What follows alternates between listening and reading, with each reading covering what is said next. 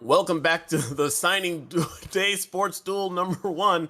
You're seeing the end of practice there as some drivers trying to figure out the extreme limits of the race car. Hopefully, it does not end what we just saw right there. So glad you could join us. It is going to be a particularly fun night as we get this 2021 Season B officially really underway. Right now, you are looking at the drivers that will be participating in duel number one. We have two duels for you tonight, just like in the real world. Each one of these duels will be decided after 50 laps.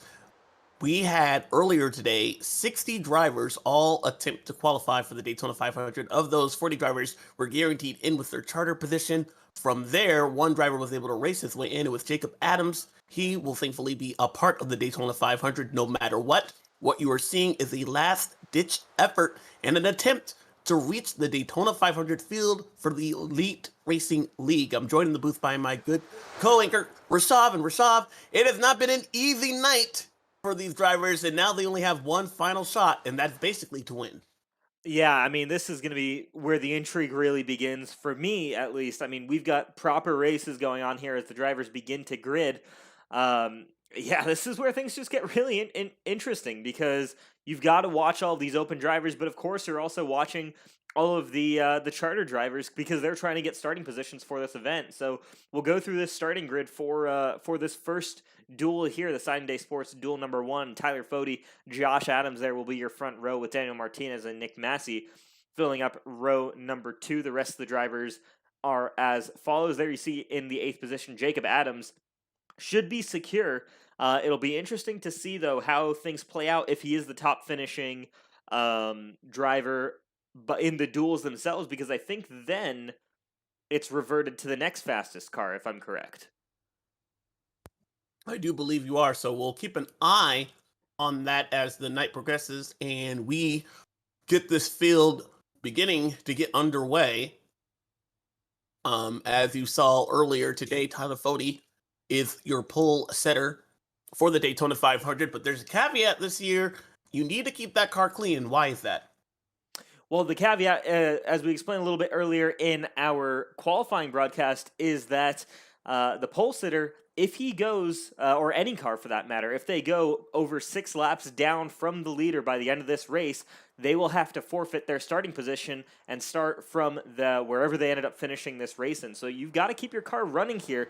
There's no just starting and parking if you're that leader. So again, something these guys are going to have to keep an eye out for.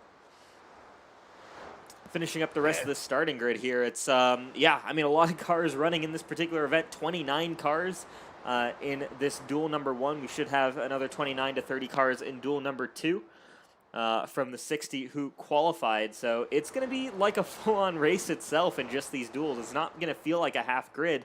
It's going to feel like a full-on event here, and these guys have got a lot of work to do, especially the open drivers that we're going to be keeping our eyes on.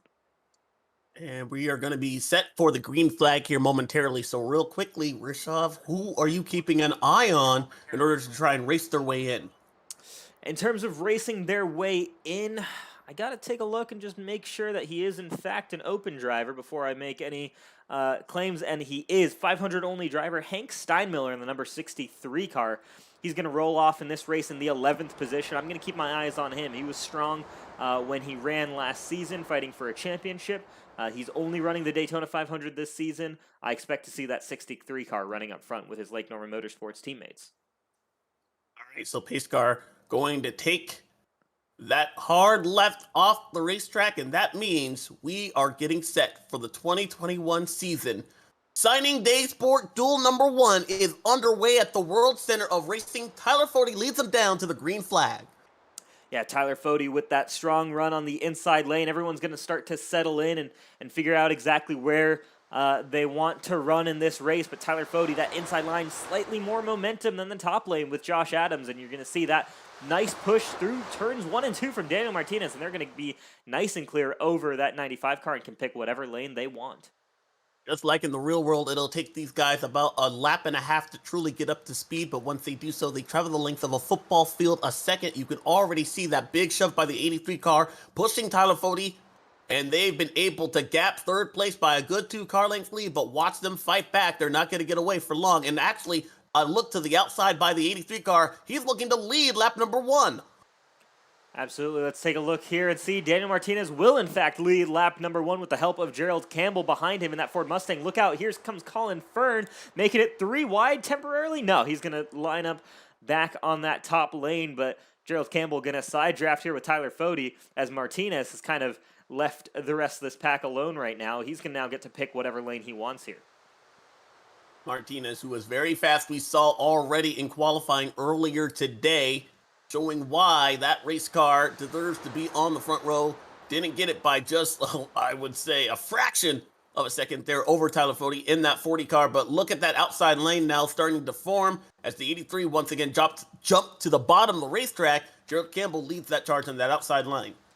Yeah, you've got Gerald Campbell trying to lead that charge, but this inside lane has really started to form up and very quickly are starting to leave that outside lane in the dust. Gerald Campbell now lining up with the 4th car in line on the bottom, and that 4th car in line on the bottom, I should mention, is Hank Steinmiller, one of the guys I was looking out for. This top lane is moving backwards, if anything. Yeah, right now, I believe Gerald Campbell's best friend is that 86 car, and that is Colin Fern trying to make something happen here. As we see another car poke out in front of him, that's going to allow that outside lane a chance, and that is the 11 car of Matthew Weeks. We know he is not shy to try and point that 11 Toyota Camry to the lead, but right now he almost got caught in a 3-wide situation. In fact, Gerald Campbell will go to the inside, and that is not what you want to see if you're the 11 car. Nobody behind you. He's dropping like a rock. Yeah, Matthew Weeks going to fall way back here. He might have some help here from this number 10 car of Jared Rexing, making it 3 wide with these guys, but I was kind of intriguing there. It looked like Gerald Campbell gave Matthew Weeks the opportunity to come down over that second lane, but maybe it was, a call by Matthew Weeks to say, hey, look, I'm going to stay high here. I don't want to race up front right now. I'm going to let you guys do your thing here for the first 40 laps, and then I'll come back up towards the end of this race. So right now it is still Daniel Martinez and Tyler Fode up front leading now, just a single file train up front.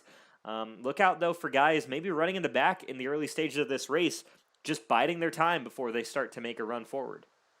There goes the move to the outside by that pink car. Don't know exactly who that was, but they had a good run of momentum there from turn number 4. We'll see how it tracks on this side of the speedway as the 91 car, that's Johnny Thomas, doing an excellent job hanging along in that 3rd position. And as you had mentioned, your pick there, Steinmiller in 4th. He's done a great job. He started outside of the top 10. He's wrestled his way into the top 5. Yes, he has. Hank Steinmiller going to keep an eye on him right now. He's given a nice little shove here to Johnny Thomas in that number 91 car. We've got an outside lane starting to form, and I believe is that the 25 car of Jacob Adams. So strong run there, but he's lost any kind of support, and Jacob Adams going to fall back. He doesn't have to go too hard here in this race, obviously, as he's raced his way in as an open driver. But, of course, he still wants to go for that glory. We'll see what he can do as he slots in behind the 0-2 of Shane DeMantova. However, you don't want to necessarily put yourself in a bad spot. And so we'll keep an eye on that 25 car. He has nothing to lose. He's already made his way inside the great American race on iRacing. You don't want to damage the fenders on it just yet, getting caught up in somebody else's mess. No, sir, especially on just lap 6 of 50. We've got a long night of racing ahead of us here tonight with 100 laps of dual racing. So yeah, these guys only have to worry about 50 of those laps, but man, oh man, you can see some aggressive moves early on, but right now, guys settling into a rhythm, getting a handle for what they've got underneath them and what they're going to have to do to win this race. Yeah, right now, the first cars out of line are Joshua Adams in that 25 car and a little bit of bobble by the 86. I believe that was Colin Fern, who's found himself outside of the top 5, or excuse me, top 10. And really a single file train on the bottom of the racetrack, inherited by at least 6 or 7 cars. Trouble! 1 car spinning, it's Joshua Adams mid-pack. He'll take out more as the 14 can't avoid him. They're spinning behind him as well. First caution flag, and it's going to be the fastest open car of the night. Wow, big implications there. Let's head back to this replay and take a look at what happened with Jacob Adams, because that 25 car was looking strong, looking aggressive. He might, you know what? Let's get a good replay here, but I think he might have just gotten a bit of a rough bump here from the number 86 car of Colin Fern, and that might have all set that up badly for him. Let's take a look here. You were dropping like a rock on that outside lane. Let's see how the 86 attacks. Oh, Yep, yeah. he got him in that left rear and spun him around. Unfortunately, nothing you could do. And I literally just said it. You don't want to be caught up in somebody else's mess. Unfortunately, that came to fruition immediately for the 25 car. Yeah, Kyle Walgreen here seems to be generally okay on that car. I want to see if there was anyone else who grabbed some major damage from that incident. Trying to see, looks like there was one other car involved in that. There was a car. I thought it was the 14. It was the red car that sideswiped him. Don't see. And it was the 14 of Casey Hatch. Oh, I see some yeah. damage right there. Yep. Yeah, good catch there. Good eye there. You can see the left, or excuse me, it'll be on the right front suspension. There you see that damage to Casey Hatch's car. Thankfully, I think he should be able to still move forward. These cars are more aero dependent this season to what they have been in the past, but going to be very interesting to see, how Casey Hatch is now going to be able to run throughout the rest of this race. So our first caution flag of the night is out, and pit road is going to be a busy place. As you see, Daniel Martinez leads them all down. What do we expect the leaders to take here? Are we looking for tires, Sunoco fuel here? Do we jump some track position by just putting fuel only? What do you think is the key here to success at this point in the race? For me, you've got to go for 4 tires. I mean, generally, you're going to make that assumption that, as Daniel Martinez actually overshoots his box, that's going to hurt him on pit road, and you see him has to back up a long way. But generally, I'd probably say look at guys to take 4 tires and fuel, and I think that's probably what we're seeing here from most of these guys. Excuse me, actually, no, everyone's here just fuel only by the looks of it, unless pit stops are a lot faster this season. And yeah, so that's actually going to be interesting. You're not wearing your tires down too much, but in my eyes, I'm thinking, take that pit stop right now, get those fresh tires, and in theory, you shouldn't have to come down pit road ever again. I think you should be able to make it the rest of this race here. But yeah, let's take a look. I don't know how the fuel economy is with these next gen cars.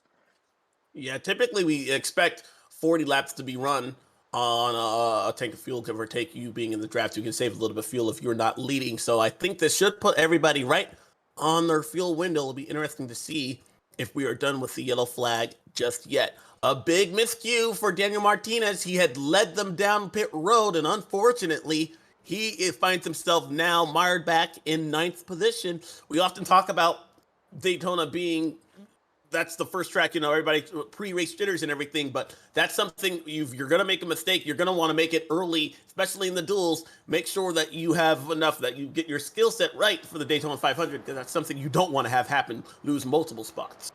Absolutely. It's, again, everyone brushing off those cobwebs, as we've been saying, and coming down pit road. That's another one of those things where, you're not using the brakes a ton here at Daytona, so they're cold. You're just not used to being on them, and you're not sure how the car is going to handle when you get onto the brakes. So Daniel Martinez overshoots there. Thankfully, again, that's under caution and on lap 8 or 9 of 50. So he's got a lot of chances to get himself back up the order. But yeah, man, oh man, it is going to be intriguing.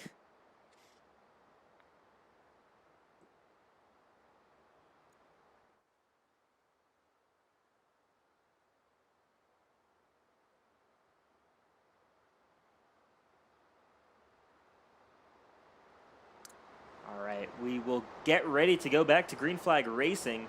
We'll head to... I apologize. I thought I had my mic on. No worries there. I was going to tell you guys that tonight's race is presented to you by C2 Freight Resources.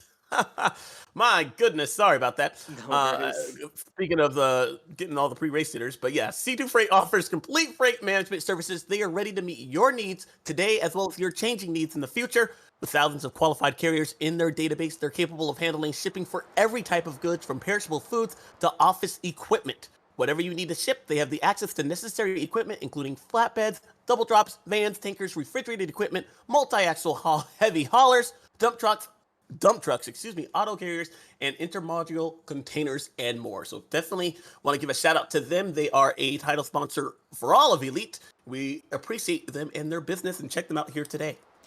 Yeah, great to have C2 Freight Resources back on board with the Elite Racing Leagues as a premier sponsor this season. We're about to get back to green flag racing, though, here at Daytona, and Jared Rexing is going to lead this field to green. He's been able to find his way to the front, but the 41 car, that is Dallas Myhan doing a great job side drafting him very early already to start, and it's actually going to give him the lead, and he'll switch lanes, taking to the inside of the racetrack as he enters turn 1. On board here with Hank Steinmiller leading this outside lane, and you see the speed that that inside lane is carrying through turn number 1, drops behind 3 cars now. Hank, we're going to see what's going on the inside there next to him. And you see there, that outside, just no momentum right now. They're going to have to try and put something together. He's got the support of Vincent Isabella and the 95 of Josh Adams behind him, but they've got some work to do here with Dallas Myhan going to be the driver who leads the way at the end of lap 11 here. Tyler Foley, though, he's back in the 3rd position there, but keep an eye on him. Both he and Jared Rexing, we often talk about their names at the front, and that's exactly where they are running in the 2nd and 3rd position behind Dallas in that 41 car. That outside line still beginning to struggle. Hank Steinmiller now all the way back in 11th. Outside, here comes a run by the 10 car. Does Tyler Foley go with him? No! That was the exact wrong move to make because he looks in his rearview mirror. He'll find nobody, and that beep, beep, beep sound you hear, that's him backing up through the field. Yeah, wow. Look, you're going to see here as Jared Rexing drops like a rock through this field here. Was going for the lead, already down in 6th position. He's going to fall probably down to about 10th or 11th before he's finally picked up by the 63 of Hank Steinmiller on this outside lane. It just isn't working. Ooh, almost gets hit there by, I believe that was the 96 of Mark Rebelos. So there you see as Hank Steinmiller now is the man who's kind of left out to dry on the outside lane. He's going to fall back behind these guys in the middle lane. So all kinds of stuff going on right now as guys are bailing out of this top lane, just trying to get single file right now. Really not seeing anybody trying to make a move here early on in this 2nd green flag run. And let me tell you something, that move that the 10 car made in the 40 car, he did not go with him. You remember that as a driver. If it comes back around, Jared Rexing is on the back bumper of the 40 car. He goes, and Jared Rexing gets turned out of turn number 4. It's going to be a single car. And you know the 36 car is going to broadside him hard as well. Yeah, Kyle Walgreen also involved in that. Man, oh man. Jared Rexing is not going to have a chance to go back and try to pass the 40 car, and that all stemmed from the 40 not going with him. It dropped him like a rock, and it ended in the worst way. Our clash winner in trouble with a crash early in duel number 1. Yeah, Jared Rexing, let's head back to this and take a look at what happened to this 10 car.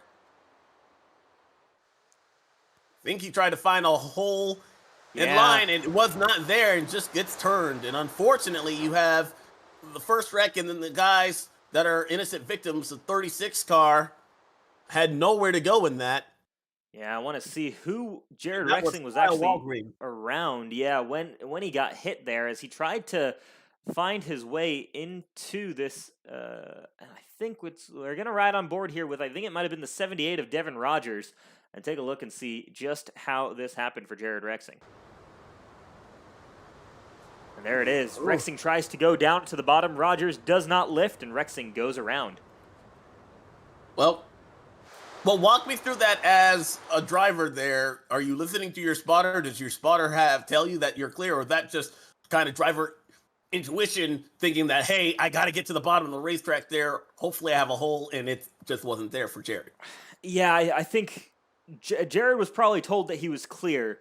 And I think he was clear temporarily there as his spotter told him that. The problem is that in iRacing, the spotters don't necessarily tell you about the kinds of runs that guys have behind you. So you make that move with the assumption, especially early on in the race from Jared Rexing's point of view, that a guy's going to cut you a break. They're not going to go out here and just wreck you if you try and go in and make a quick block or try and get in line. Yeah, it's an aggressive move from Jared Rexing, but generally guys are a bit more lenient here at the start of a race. You saw that there from the 78 car. He was having none of that. Devon Rogers kept his foot in it, and he has every right to do that. So, yeah, I mean, to me, that seems like a racing deal. Rexing was aggressive trying to get back onto the bottom lane. Rogers probably should have lifted maybe, early on in this race, but didn't really need to. So, I wouldn't call that necessarily anything. I think that's just the nature of this close racing here. But we'll see what the stewards end up calling, and we'll keep an eye on that 78 if he does get an EOL penalty, or if the stewards decide that's on Jared Rexing. I think if anybody, it's probably more on Jared Rexing than it is on the 78 of Devon Rogers. I would agree there, unfortunately. But you have to go back to that move he made on the backstretch there when the 40 car didn't go with him. Was that move perhaps just too early to make? I mean, did he have...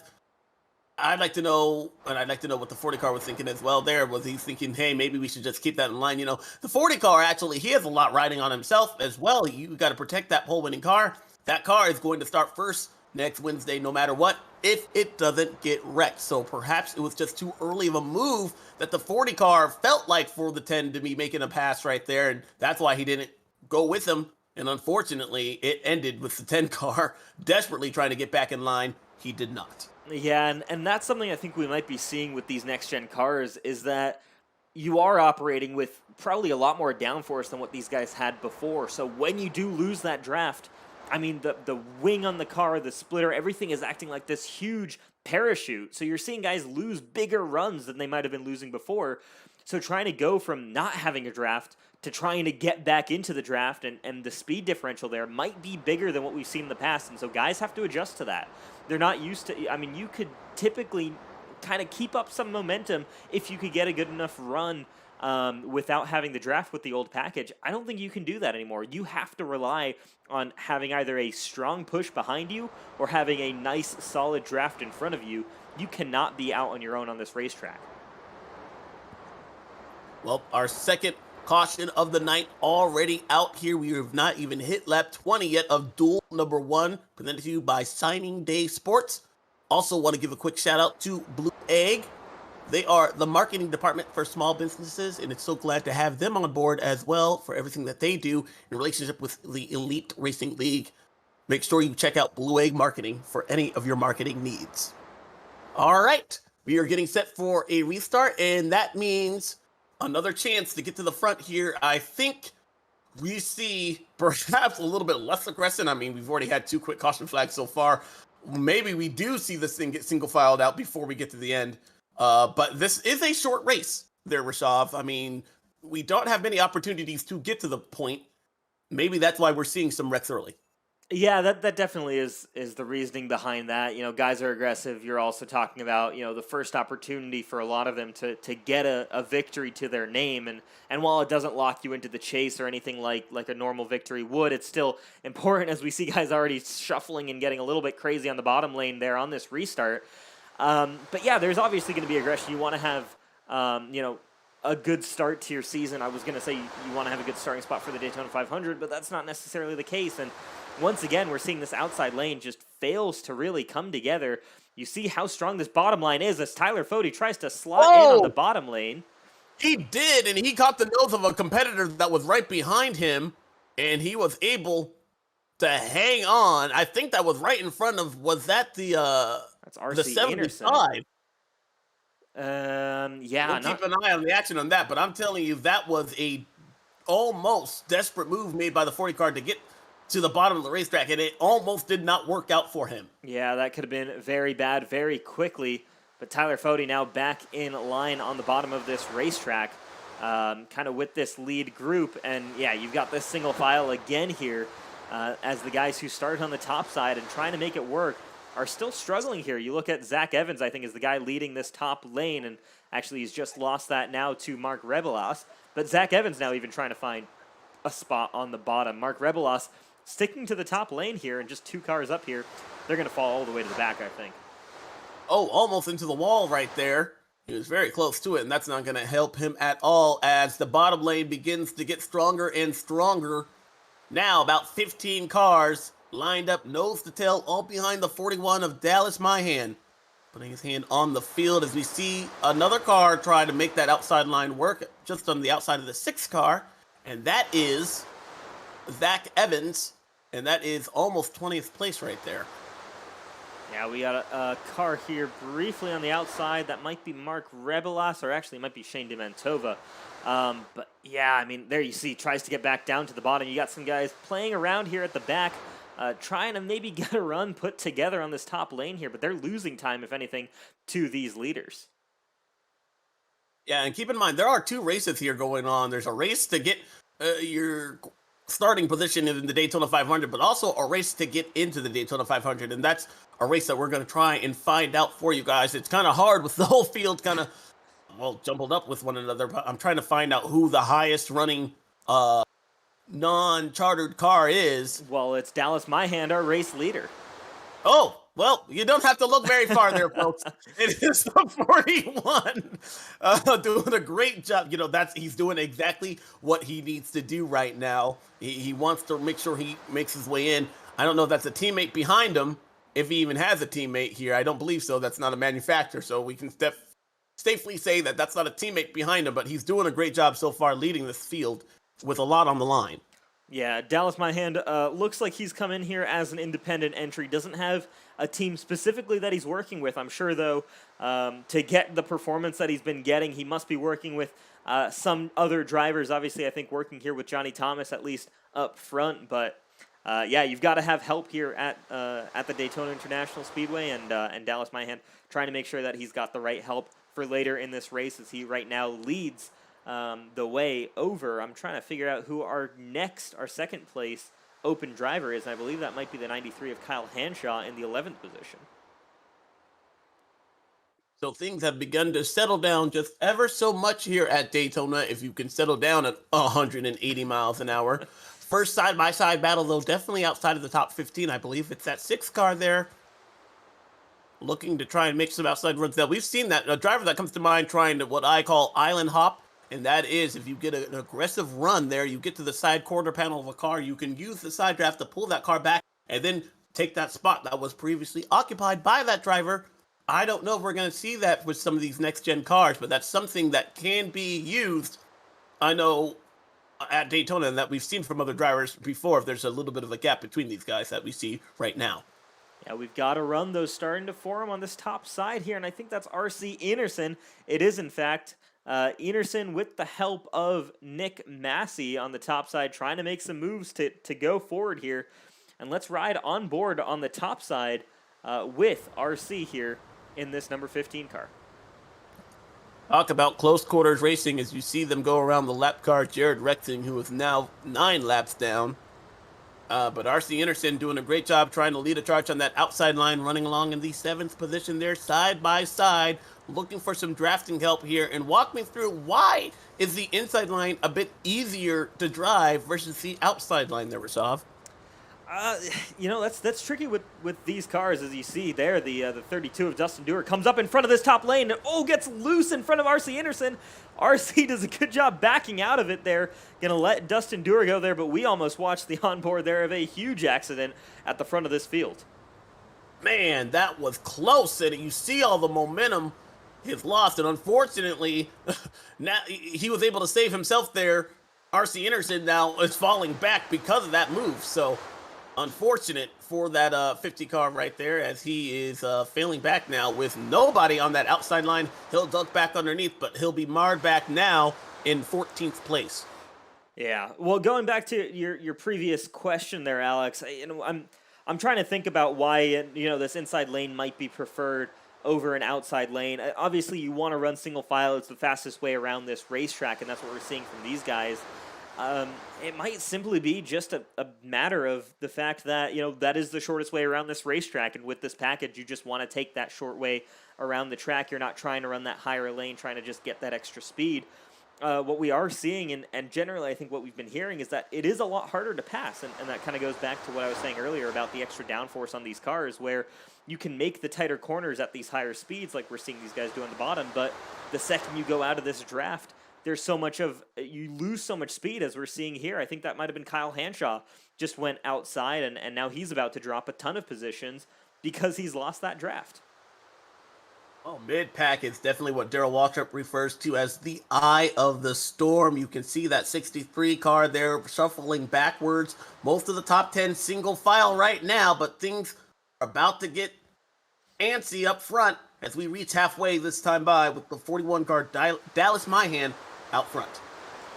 Yeah, this is very intriguing to see this package, racing. I don't think we're too used to seeing single file racing, at least in iRacing, especially with the old Cup Series package. So it's it is interesting. This feels more like a kind of modern style Daytona 500 that we've seen in real life, where you do have a lot of single file running, not too much of an ability for guys to pass, and that's unfortunate. I think we've had some great plate racing in the elite racing leagues in the past couple of seasons with the last generation car. It's going to be a new type of racing for guys to get used to here with these next gen cars. That's just another thing these guys are going to have to learn. Is we've got a wreck in the corner, turn number 4. We saw 2 cars get wide, and yes, it's the 86 car involved, and another competitor spinning as well. That will be the yellow flag. Number 3 is out. Yeah, RC Anderson. Oh, and the 0-1 of Zishan Dura, I think, was involved in that as well, as Colin Fern comes back onto the racetrack in front of the path of Zishan. We'll head back here. It was RC Anderson, Colin Fern, Zishan Dura all involved in that wreck. We'll take a look and see where this all started. And it looks... goodness. It does not take much here at all. And the 86 of that was Colin Fern. Yes.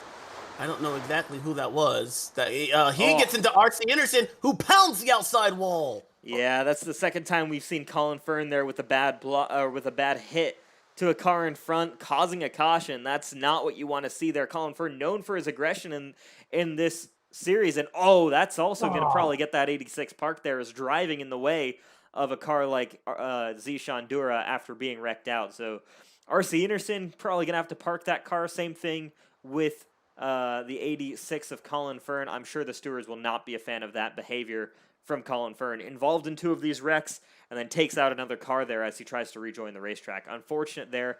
I think RC, in my eyes, RC and Zishan were just bystanders there from that 86. Yeah, well, definitely the 01 car. That's some. I'm giving some.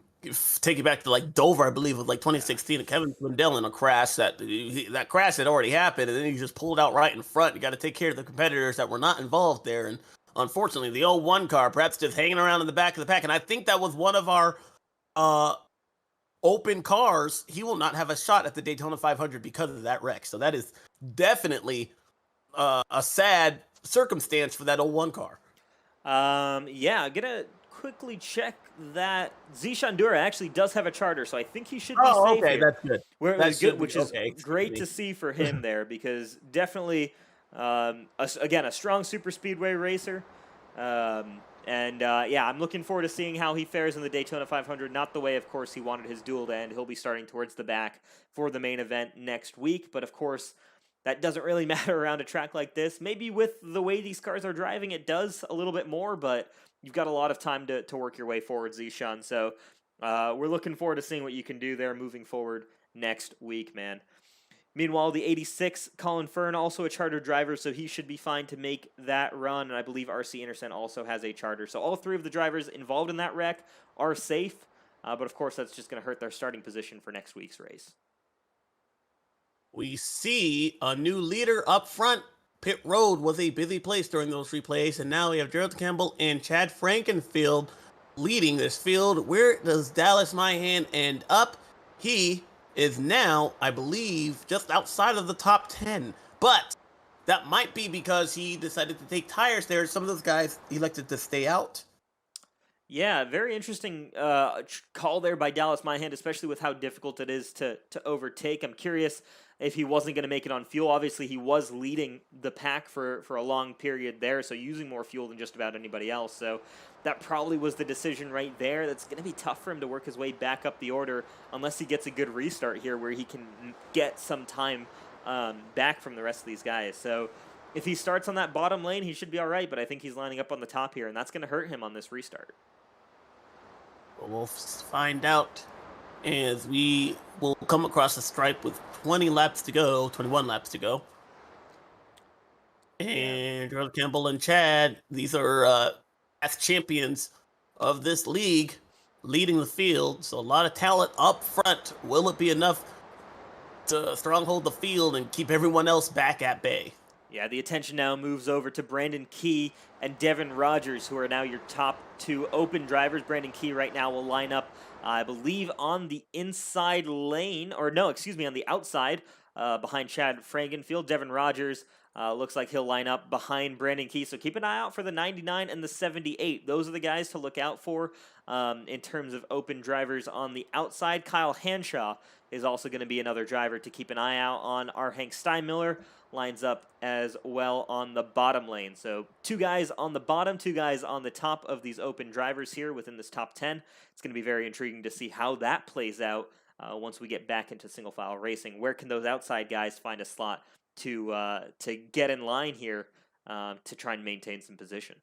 Well, and don't write off that outside line just yet, because we have been able to see if Chad gets a good push from the 95 right behind him, it might be enough to try and clear that 31 car on the bottom of the racetrack. So we'll see what finds out. The 31 car is the control car. He has prerogative to restart once that pace car hits pit road, which it does. 20 laps to go to decide duel number 1 here at Daytona.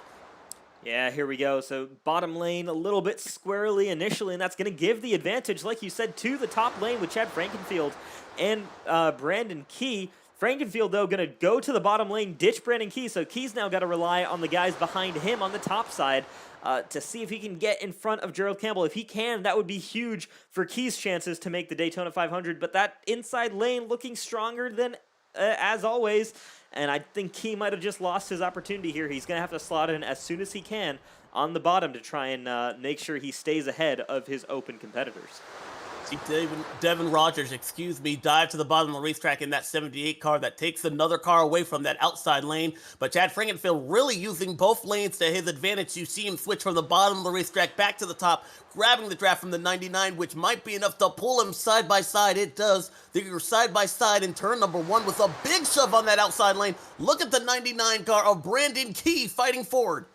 Here we go, Brandon Key. He got a push from Caleb Thompson, but Thompson kind of fell off during the corner there, so I don't know if he's going to give that same push down this back straightaway. Brandon Key just needs to clear this 15 car. I think for Key, he's got to get himself down to the bottom of the racetrack if he's got a shot to beat this 78 for the open spot, at least in this current run here. And right now, they're losing that momentum on the top lane. You can't quite keep up there. And Key just needs to find a place to slot in here in front of the 78 if he's got a shot. There is a bit of a gap between the 15. We've got cars around, though. Cars trouble in the trioval, and they save it. I think everyone's still running. Yeah, wow, look at that. So we're going to keep an eye on this battle in front here. But guys falling back. I think it was Dallas Myhand, in fact, who lost some momentum there, and he's going to be all the way down the order with Tyler Fody here. So not what Dallas needed to see after leading the entire previous stint. He was in the thick of it, got caught up in that loose situation, and he's going to lose out on a ton of track position right now. Meanwhile, the guy he's trying to race for an open spot in the Daytona 500, Brandon Key, is going for the lead against Chad Frankenfield. This outside lane is working really well during this particular run. Right now, the numbers are in favor of that bottom lane, but Brandon Key, the little guy that could, perhaps with help from the 04 car, Caleb Thompson doing a great job. And another car shuffled to the outside that just is going to stall out the momentum, the energy in that outside lane just briefly. They are still side by side, door to door, entering turn number 1. Chad Frankenfield on the bottom of the racetrack, but Brandon Key giving it his all down the backstretch. Yeah, here we go. Brandon Key nose ahead of Chad Frankenfield just down the back straightaway. He's getting a nice big push from Caleb Thompson. Remember, keep an eye out on temperatures as well. We talked about that during the clash last week, and guys overheating and actually blowing up their engines because they were pushing so hard. So guys are going to have to keep an eye out on that. Caleb Thompson doesn't want to be pushing for too long here, or pushing too hard for Brandon Key, and they're losing that momentum on the top lane again. Let's see if they can find it, because right now this is the strongest we've seen this top lane all race long. You know, a car that we see in that outside lane there is Daniel Martinez. He had slid deep in his pit stall earlier on the first pit stop as there's slight contact between Gerald Campbell and Brandon Key right there. They gather it up. But Daniel Martinez trying to use that outside lane to his advantage, as well as Chad Frankenfield with a block. It won't be enough. Here comes the 99 car once again on the outside. Yeah, I'm impressed by Brandon Key and Caleb Thompson here on this top lane. Everybody right now, I think Brandon Key, Caleb Thompson, Daniel Martinez and Vincent Isabella all doing a great job here. That group of 4 cars keeping themselves in contention with this bottom lane, which is much easier said than done from what we've seen so far during this race. So really great pushing there, and of course Brandon Key doing a great job side drafting, I think, to try and keep Chad Frankenfield within touching distance. Same with Gerald Campbell here. If Key can slot into position or just stay ahead of that 78, which is the 3rd car in line on the bottom, he should have this open position, but a long way to go still in this race, just 15 laps. Champions on the bottom of the racetrack there, but you have desperate moves and a desperate move indeed to get to the bottom. Brandon Key gets it done on the backstretch. He now pilots as the 04 goes wide in turn 3. Wow, what a power move made by the 99. He'll get in front of the 15, and now can he hang on with less than 15 laps to go to make his way into the Daytona 500? Yeah, let's keep an eye out here on Brandon Key. We'll see, of course, the fuel situation, if he can run up front here all race long, as he's been doing since the drop of the green, or at least this most recent green flag. He is going to have Chad Frankenfield behind him. Chad will be a good pusher, but Chad also, we know, is going to try and find an opportunity to go for that lead again. Those two, though, already separating from the rest of the pack. They're going to eventually fall back to Gerald Campbell. We'll see, though, who decides to make a move, or if guys decide to sit in line right now as we get closer and closer to the checkered flag and the end of this first duel. Right now, Brandon Key's only opportunity lies within a win that ensures that he can make it into the Daytona 500. The next car in line would be Devon Rogers in that 78 car. He's 4th in line right now, riding along behind the champions of Chad Frankenfield and Gerald Campbell. As we see the pace car come back out, and that would tell me the yellow flag is out. Yeah, let's take a look here and see where there's... I don't see any cars that are too far off the pace here.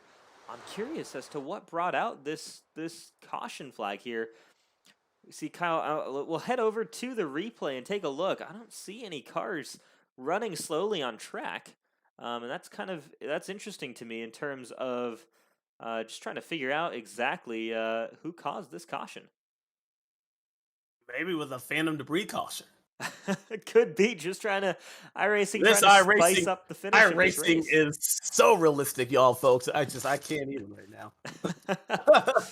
Yeah, let's take a look. I'm gonna dig through here and do a little bit of maybe some sleuth work to try and see if we can figure anything out, because I am not seeing anything with regards to an incident that brought out this caution. Very interesting. Could have been one of the cars that are multiple laps down, but I don't. I'm with you there, Rashaf. I didn't see anything out there, at least from the lead pack, which is actually something that we are thankful for. That means everybody inside the lead pack still has a shot to get it, but pit road is going to be open, we expect, next time by. And once we restart, by my calculations, it'll be just over 10 laps to go in this field. But the big mover before that yellow flag came out was Brandon Key, but I believe he actually may have went down pit road. I don't see him up front. That's interesting to me, because a guy that stayed out would be the 78 car of Devon Rogers, I believe. That's to his outside. Yeah, we're seeing a strange thing with timing and scoring here. I think we've got a couple of glitches within iRacing, for sure. And let's take a look. We're actually gonna head to yeah, looks like there was no reason for that caution flag, but what happened was Brandon Key and Chad Frankenfield were released ahead of the pace car, and we're actually going to see them slow down on the racetrack and wait for this pace car to catch back up to them. So very interesting, just kind of a glitch here in iRacing, something confusing from race control for the drivers. They're going to wait for this pace car to repass them, and they should regain their position. Okay. But man, oh man, this is a strange situation, a kind of phantom debris caution. With no cars really slowing out on the racetrack, and then this glitch here with timing and scoring. So a little bit confusing here from up here in the booth. I'll reach out to race control, see if they saw anything, but I'm not seeing anything up here on timing and scoring. That'll be interesting to note, but you're right. And right as we saw that caution flag come out, they had slowed down in the pace car. They had been passed by that pace car. So Brandon Key, he will be able to get his position back there. Then we should be able to open up the pits and at least remedy the starting or the restart order here momentarily. Very, very interesting. But hey, We're underneath the fourth caution flag of the night. It gives us a chance to remind you at home that our coverage today is presented to you by Signing Day Sports. They are able to get you all that you need for as far as your fantasy day sports. Definitely check them out online. They are the title sponsor for tonight's race. They'll be presented. They are presenting Duel 1 and Duel 2, so glad we could have them on board. And a big thank you from the Elite Racing League to have them here tonight. Yeah, getting confirmation from Race Control. Looks like it was an accidental caution, is the word. So effectively we'll call it a debris caution here. That basically let me tell you, together. Yeah. If this was in the real world, that would be, Twitter would be a nightmare right now. That's actually happened. I do remember one time it was at Vegas. There was a glitch in the system, the lights, and the caution lights came on without being triggered by NASCAR. So they eventually actually threw out the caution flag. But it's not unheard of to have, something like this happen in the real world. So it's bizarre, but not out of the ordinary for NASCAR, virtually or real life. Yeah, very, very interesting there to see. That's gonna make things. I'm curious to see how this plays out now with this restart. Now, Brandon Key does get that bottom lane, which I think he's gonna be very happy to have here. And that's going to help him on this restart, but it brings everybody back in line, and it allows that top lane to kind of form up once again and kind of compete with these guys in the bottom. So we've got a 10-lap shootout here for the win of this duel number 1. It's going to get very interesting with these open drivers. Brandon Key in the race of his life as Chad Frankenfield to his outside. Brandon Key gets going, but Gerald Campbell not really on his back bumper. Well, that hurt him as they enter into turn number 1 with 10 laps to go next time by.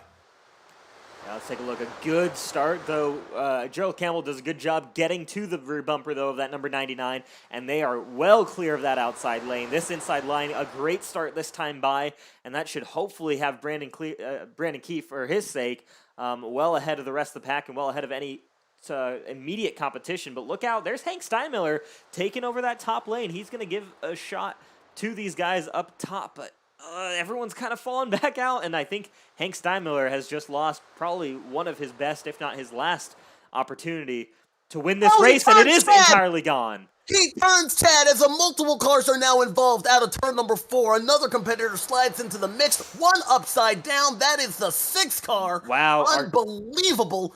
The 63 gets into Chad Frankenfield, and it's on out of turn 4. That's our pole sitter, Tyler Fody, is well involved in that. He's got to keep that car running and for just a few more laps here if he wants to make it. I think he should still be able to hold on to his pole, but man, that was huge. Let's go back to the replay and take a look at what happened there. It was between Hank Steinmiller and Chad Frankenfield that kicked it all off.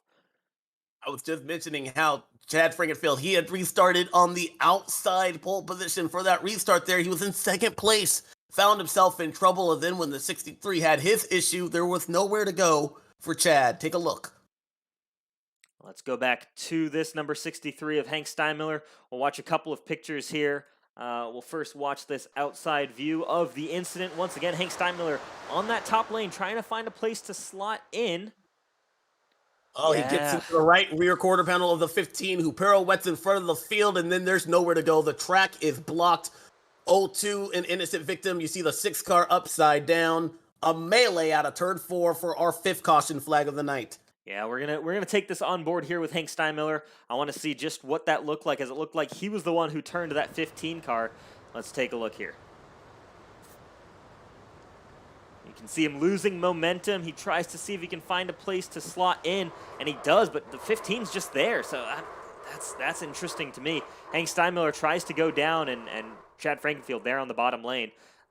Possibly a bad call from Steinmiller's spotter there that put him in that situation. But Hank Steinmiller, I think, has just lost a shot to compete in this Daytona 500. That is unfortunate. It took a lot of competitors out with them. By my count, at least 8 cars involved in that one. Perhaps even more, but with this caution flag, that gives Brandon Key a chance. Laps are winding down here. Now, the question and the controversy that's going to follow this is that had that caution flag not come out, do we see that big crash that happened? Unfortunately, that's just, that's how these races go out. Sometimes you can't control what you can't control. So unfortunately, that caution played a pivotal role into that big one, perhaps out of turn number 4. But that could be the luck needed for the 99 of Brandon Key to try and win this race and race his way into the Daytona 500. Yeah, to be honest, I think Brandon Key right now just wants to keep seeing caution flags wave, um, because obviously he's got that lead position, and with the support of guys behind him, he'll have Josh Adams lining up behind him, a former teammate. For Key, I mean, that's the perfect situation to be in here because you can launch so well. You've got such a great advantage being the guy who leads the field back to green. It takes maybe 2-3 laps before anybody on the outside can kind of pick up to try and pass you. So right now, every caution we get favors Brandon Key. But keep an eye out. We've got, let's take a look and see who our next open car is. Not too sure off the top of my head, as we're going to quickly go through some of the guys who I think might be open cars and see if I can find that first one. And I believe it is Vincent Isabella in the number 42. He'll be lining up in the 5th position, though, that 3rd lane on the bottom. So he's got a shot here. He's in the preferred lane, but he's, of course, lining up behind Brandon Key. So he's got some work to do to get to the front. You see the wounded car, Tata 40, as you had mentioned in the Rashov. He just needs to keep that car running. He will still be able to finish the race. If he's able to finish the race, then he will still be able to keep his starting position right now, but he cannot have a DNF. That car is heavily wounded. It will not be a factor in tonight's finish, but it'll do exactly what he needs it to do as far as starting first on Daytona 500 day. Yeah, all he has to do is keep that car running for one more lap.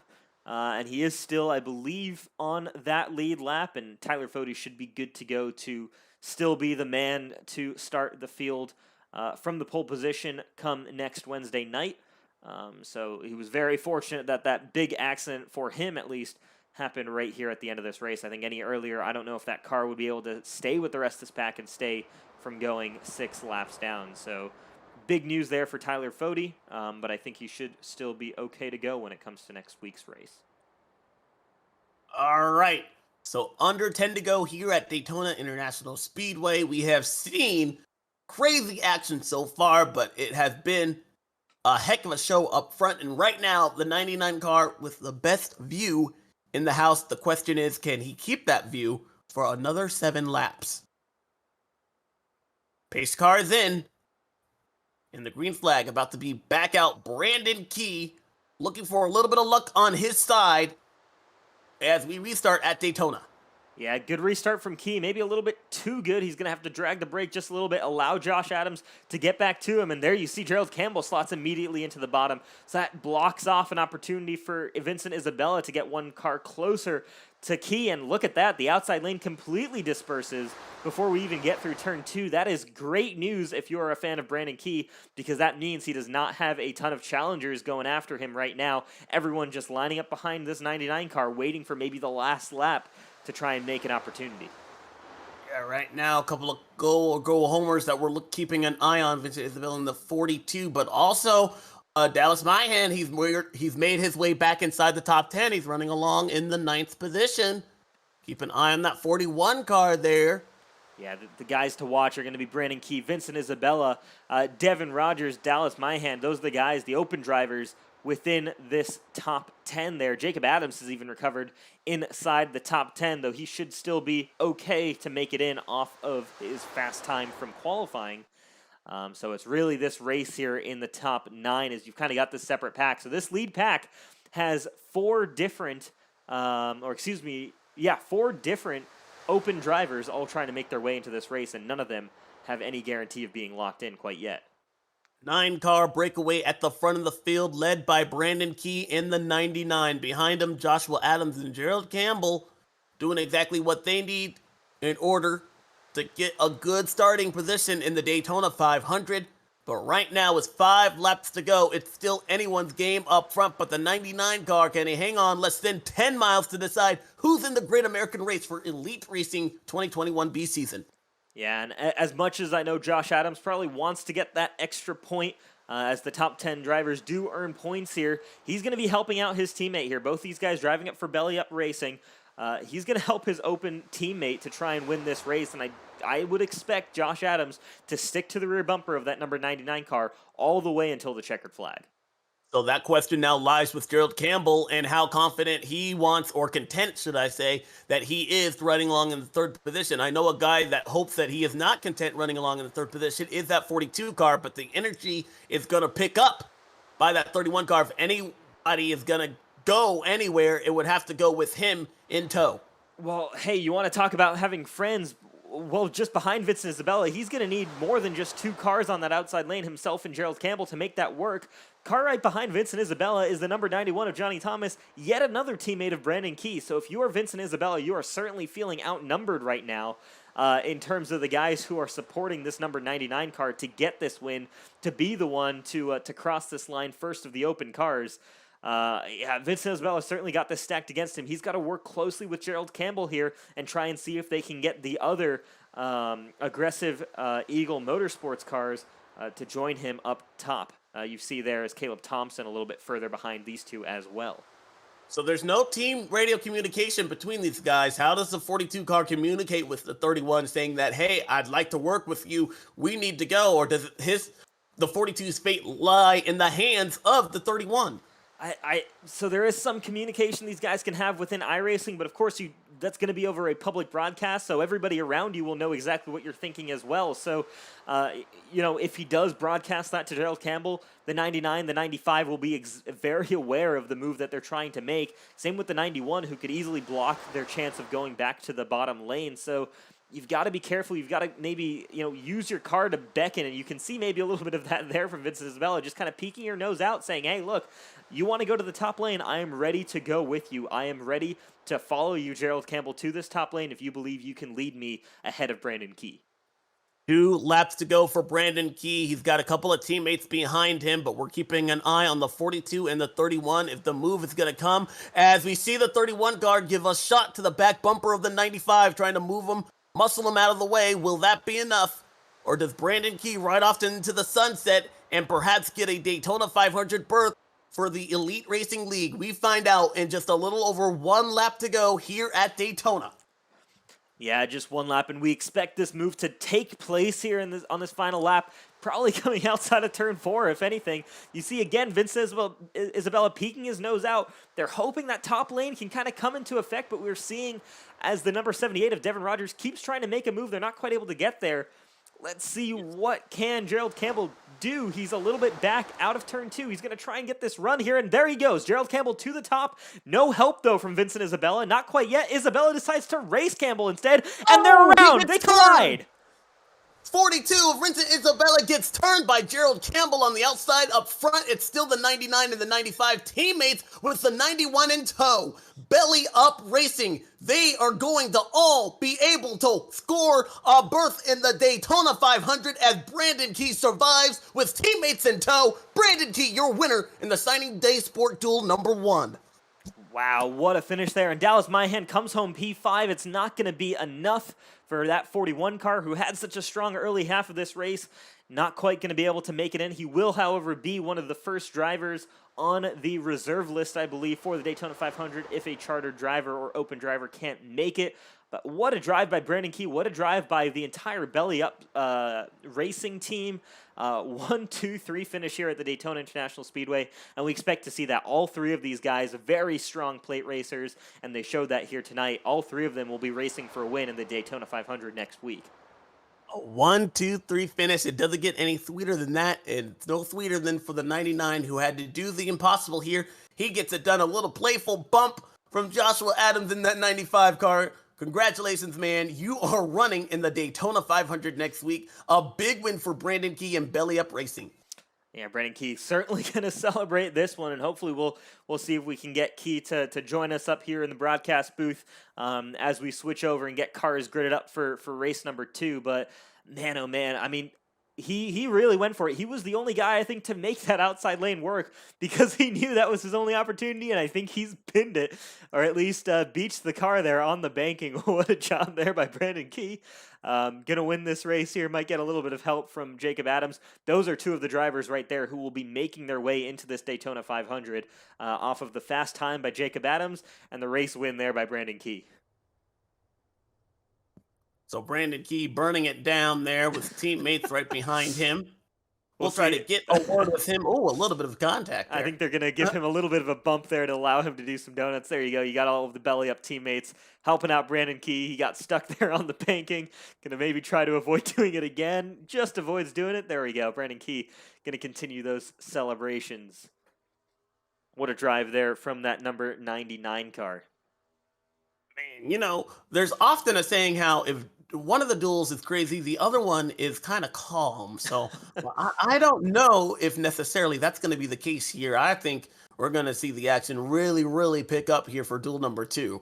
I think we can still expect a pretty crazy duel number 2. I mean, we did have some calm moments in there, but man, oh man, it was it got pretty crazy towards the end. We had some pretty big incidents, but Brandon Key doing a great job at persevering at the end there. So let's take a look here at the results from your signing day sports duel number 1. It is Brandon Key over Josh Adams over Johnny Thomas. You see there 3 straight Chevy Camaros making their way for Belly Up Sports to lead 1, 2, 3.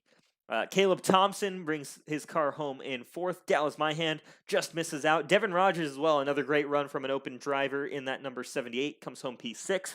Nick Massey, Matthew Weeks, Daniel Martinez, and Dustin Dewar. These guys will all be lining up, I believe, on the inside row behind Tyler Fody at the start of the Daytona 500.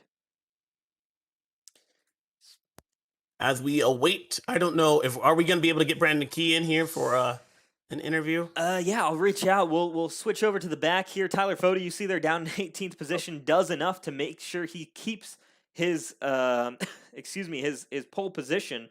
I'll shoot a quick text here to Brandon Key, and let's see if we can get him into the waiting room.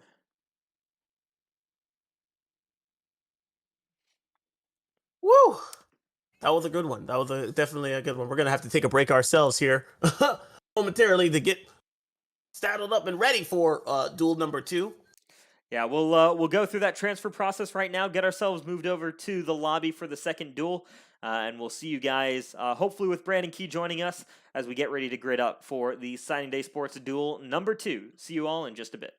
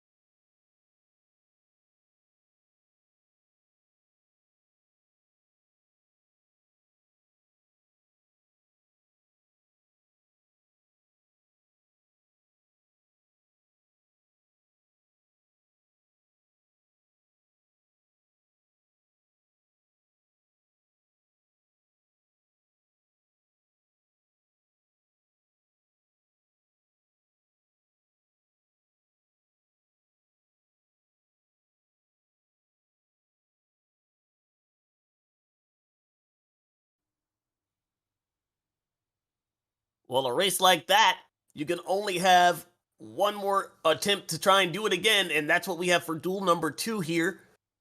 Can't believe what we just saw. Sorry, guys. I'm still in awe at what we saw at the end of duel number 1. I'm just starting to try and imagine what we can expect for duel number 2. We saw teammates actually work together to get Brandon Key a win. I perhaps think that could be a factor here for duel number 2. I think what you saw in duel number 1, I always liked, I say that like I've actually driven one of these, but I knew a competitor that would always say that they liked being in duel number 2 and watching what worked in duel number 1 and what didn't work more specifically to try and use that to their advantage in duel number 2. What do you think those guys that were able to watch duel number 1, what did they learn and what will we see in duel number 2 that were solved? Yeah, I think what a lot of guys who watched that first duel just learned is that it is going to be very difficult to overtake. Track position is going to be huge. And speaking of track position, we'll try and get this starting grid here loaded up. Unfortunately, we're not quite seeing everything here. There we go. Scott Crump, your pole sitter, set the fastest lap time for this second duel with Tyler Dixon lining up alongside him. Josh Robin, Chris Wright, Jeff Green, David Westergreen, David Tooker, and Ethan Burrell all lining up here. We'll continue to go through this grid, but man, yeah, track position is going to be huge. These guys should have one pit stop in this race. We didn't really think about fuel strategy all that much last time around because of that early caution that kind of allowed everybody to be able to make it to the end on fuel.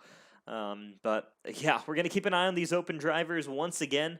And keep you guys updated on who's going to try and make their way in. So just a reminder that with 2 drivers locked in from that last duel, just one will advance from this duel. So we're going to keep an eye out on that as well. Scott Crump, Tyler Dixon will lead the field to green. We see a little bit of blinking there from Scott Crump, but I believe we're about to hit the green flag here any second now. All right. So from the drama-filled stage, or excuse me, duel number 1, to what will we see to end duel number 2? We are about to find out what driver's luck will be in store for a chance to win the Daytona 500. The green flag is out as Scott Crump for duel number 2 gets it underway in a very slow start. Yeah, I think they might have actually waved off the start here. We haven't gotten that. So. Yeah, we have. There you see the pace car coming back down. So someone was out of line there or something there that the race control decided, no, we're not going to start this race. So pace car is going to come back out. We're going to go around one more time here for another pace lap. Interesting there. Interesting start to this second duel. I don't believe that'll count, though, as a racing lap as they never took the green flag. All right, so that'll be interesting to note. However, I don't know if that will be much of a factor there because we never saw green flag pit stops actually play out. But will that take perhaps another lap of fuel out of these cars? Yeah, that's very true. There is going to be another tank of fuel or another lap of fuel lost there, maybe about half a lap. And it's a 2-to-1 ratio there from green to yellow, and it shouldn't be that much, but it's just interesting to know. And that's something, if you're always putting on, these drivers have to put on both the driver cap and the crew chief cap.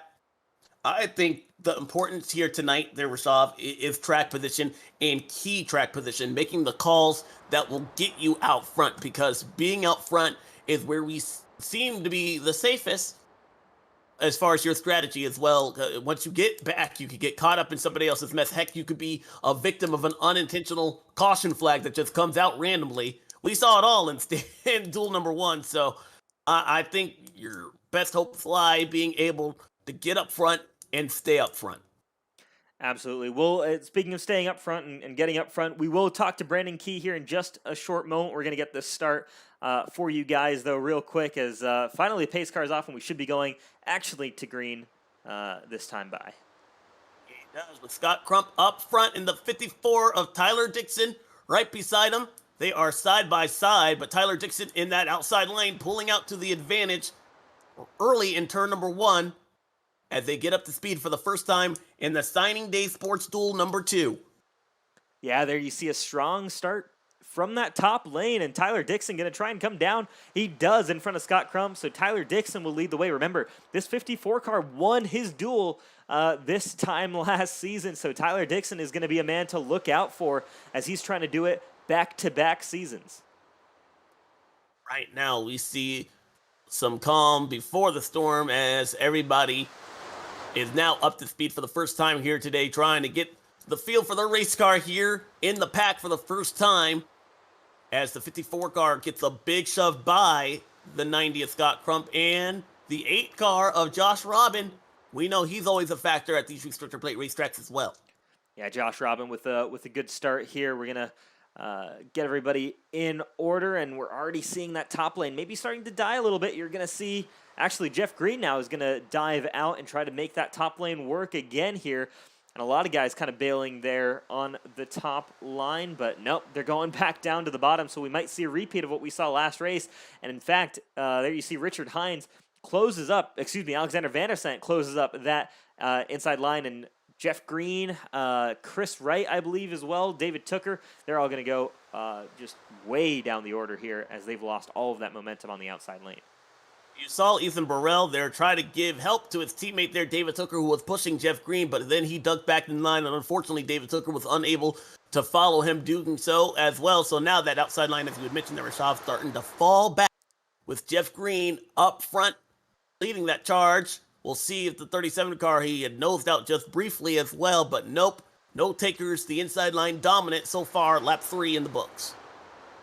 Yes, sir. So, of course, like we did last time around, we're going to keep an eye out on those open cars, and the first of them is Alexander Vandesant, one of our drivers coming over from the IndyCar series that we run on Friday nights, a race winner over there, has made a couple of NASCAR series starts. Not sure if he's made a couple of Cup starts before, but I believe this is his first Daytona 500 and showing some good speed already, getting comfortable with this plate package in this next-gen car. I'd expect it to actually be more similar to an Indy car than what they were running before. So if anything, this plays a little bit more in favor of Alexander Vandesant, something he's a little bit more used to.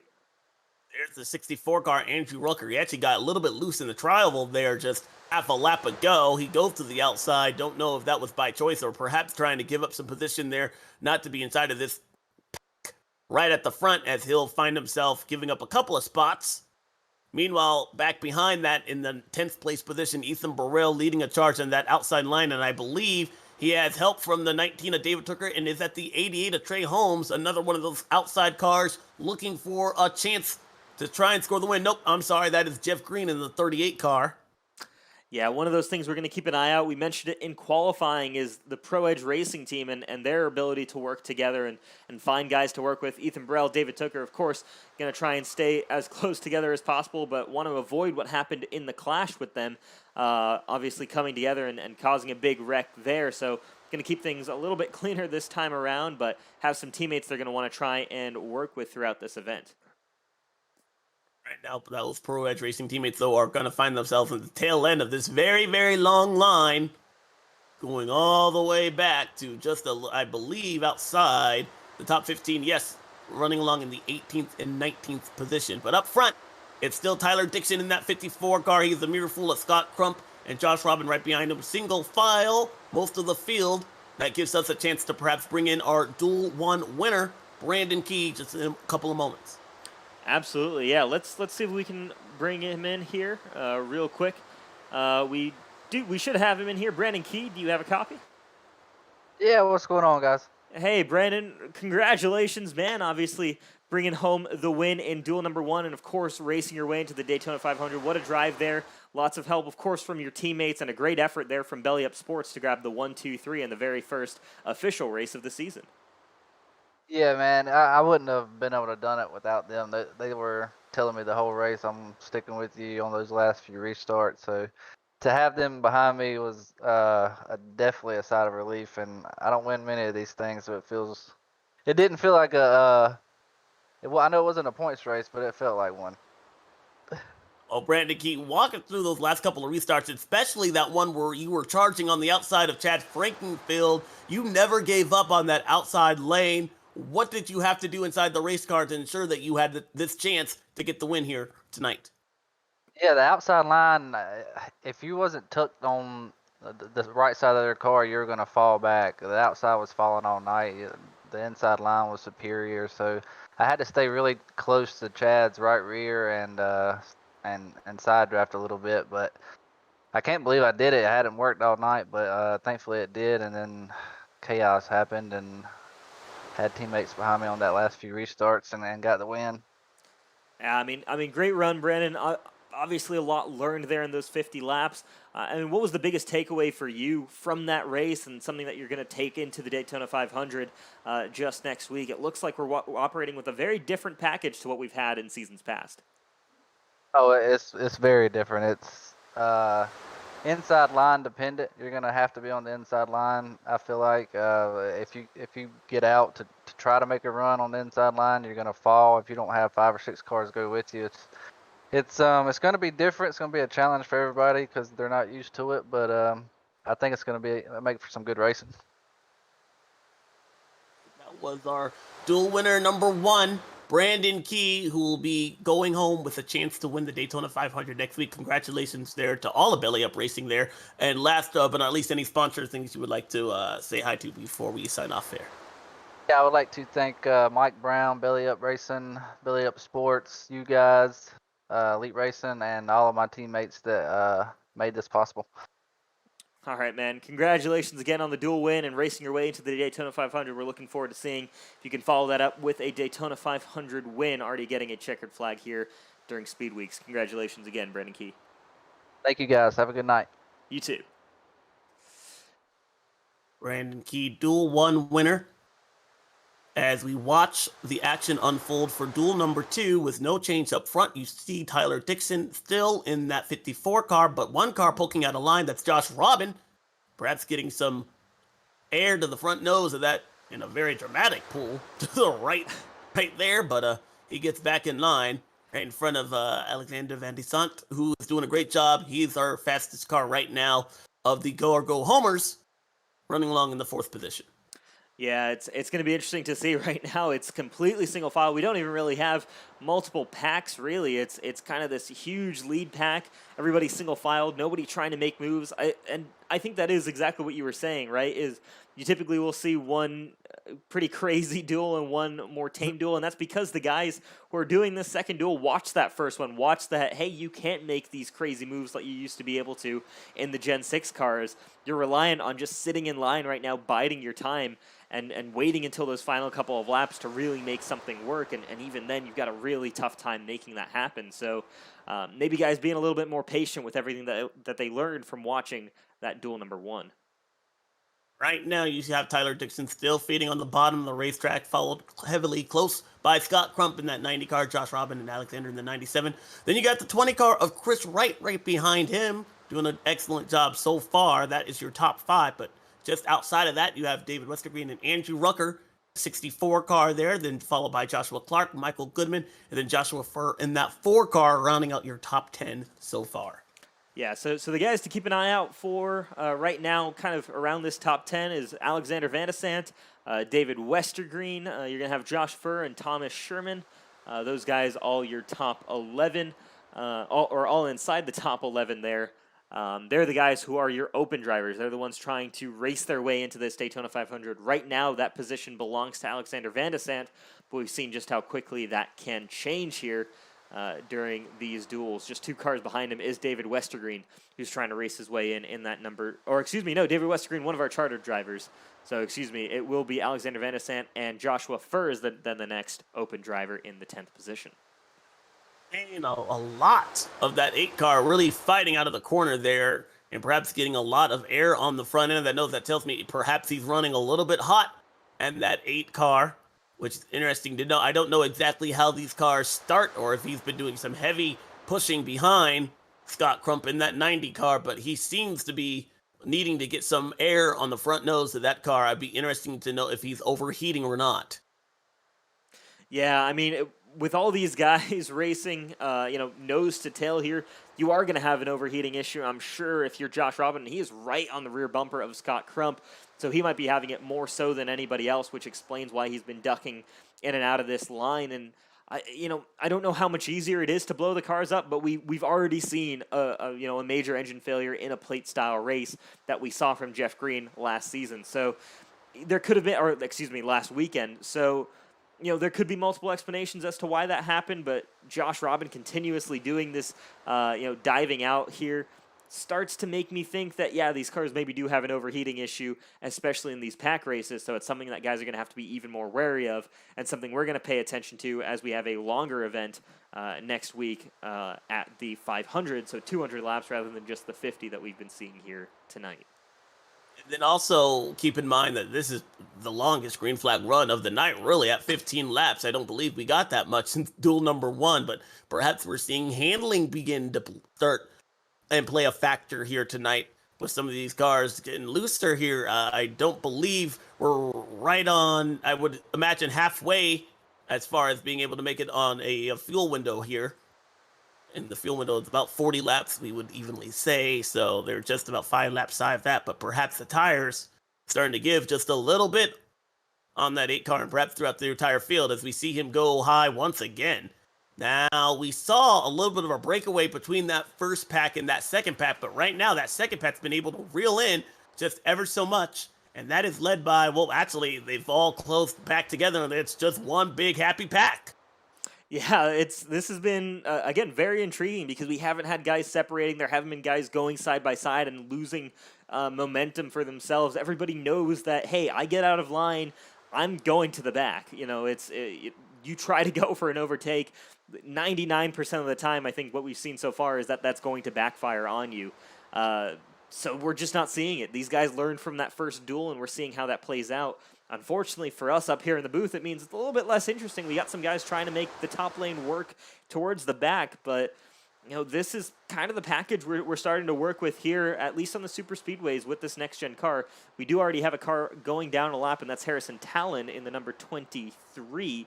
He is, however, a charter driver, so not too concerned about making the race. He, I think, is just going to run to the end of this race. Might hurt his starting position, but should be all right for the Daytona 500. Interesting to note that he lost the draft. I don't know if there was an earlier issue there or something that sent that car back, but to go a lap down there from the start, already in 17 laps, hopefully there's not an engine component or gone wrong on that 23 car as he falls a lap down. Well, good news for him, though. He's the only car 1 lap down, so if we do get a yellow flag, he will be awarded the free pass. Now we're seeing some commotion in the back half of that pack right there, and I see Ethan Burrell in the middle of it. That 37 car always wanting to get to the front. He'll use anybody to do so. Yeah, we've got a couple of other cars also out here. Charlie Brown and Dylan Jones both out of this race, 14 and 16 laps down respectively. Just didn't seem to, I guess, get underway properly there. Or something happened to those two cars. Both of them 500 only or open entry. So unfortunate for them, they won't be making this Daytona 500. They've been parked due to that 6-lap rule. But, yeah, I mean, something we'll just keep an eye out on the entire race. Didn't bring out a caution or anything, so not too sure what happened to them to start this race. But here we go. I mean, Chad Thornquist looking outside on this outside lane. He gets back in line on the bottom, but you've now got, I believe that's Trey Holmes now leading Ethan Burrell, leading David Tooker, leading Tate Lytle. You've got all of those Pro Edge and fueled up racing cars lined up here on this top side, and now even you see there Chad Thornquist joins this top lane. The 5 car of Alec Balvan's joining them as well, so trying to gain some kind of momentum here, making something work here. And you even got, I think, another car. I believe that's Rusty Capel joining that top lane. No, excuse me, that's actually Dylan Thomas in the 03.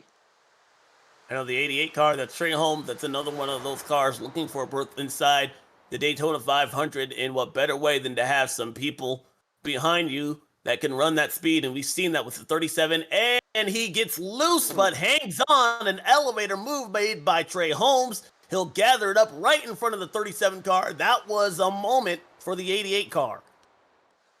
Yeah, wow. That was a serious moment. Something you just don't want to be having here around this many cars.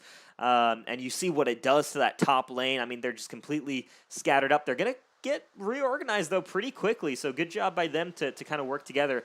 I know they're all working fairly closely together in that chat, so something they can all kind of manage pretty reasonably. But man, oh man, just how easily things can go wrong for you here at Daytona, especially for these guys trying to make moves here on the top. Front, you see Josh Robbins has now been poked out of line and out of his third spot. He was safe in riding, and that's allowed the 97 car. Oh, he gets turned off the front the 20, and he'll go spinning, and that is one of our open cars. Does he keep it off the wall? He does. Single car incident. He'll need the yellow flag to get caught back up. We stay under green here at Daytona. Unfortunate for the 97 car. Wow, that's huge. Alexander Vandesant was doing such a good job hanging on there. He is going to lose so much time here. Stays on the lead lap. I think he'll eventually go down a lap here, but if he stays ahead of Harrison Talon, he's got a shot the next time the caution flag comes out. And what that does now is that opens up this for, I believe, let's take a look at who our top open driver is, and I believe that's the number 4 now of Joshua Furr.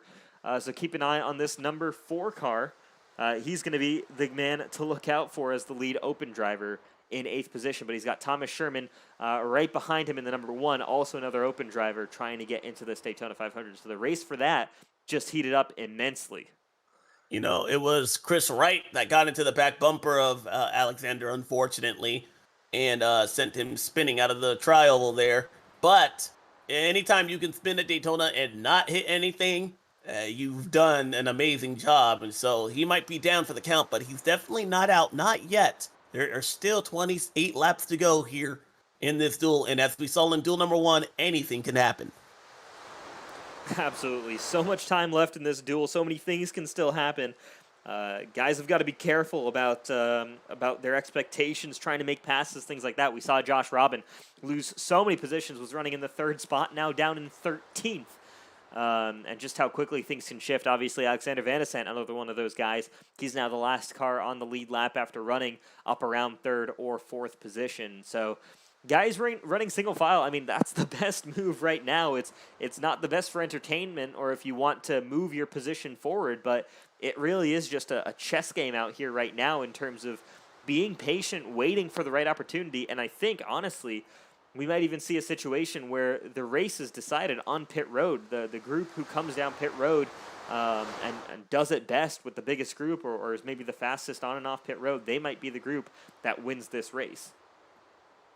Right now, I'm keeping an eye on those Pro Edge guys that are in the back of the pack. The good thing is they're all nose to tail, and they're able to, we know they're fast. We know that they can get to the front. The problem is they are not there. They're continuing to find themselves outside the top 15. And with this inside row as deep as it is, I just don't see them making headway with just 5 cars in the back half of this field. They'll need some more numbers up front. They'll need to get a little bit more racier in order for these guys back here to have a shot at it, because right now I just don't see it happening with the amount of cars that they have in that outside lane.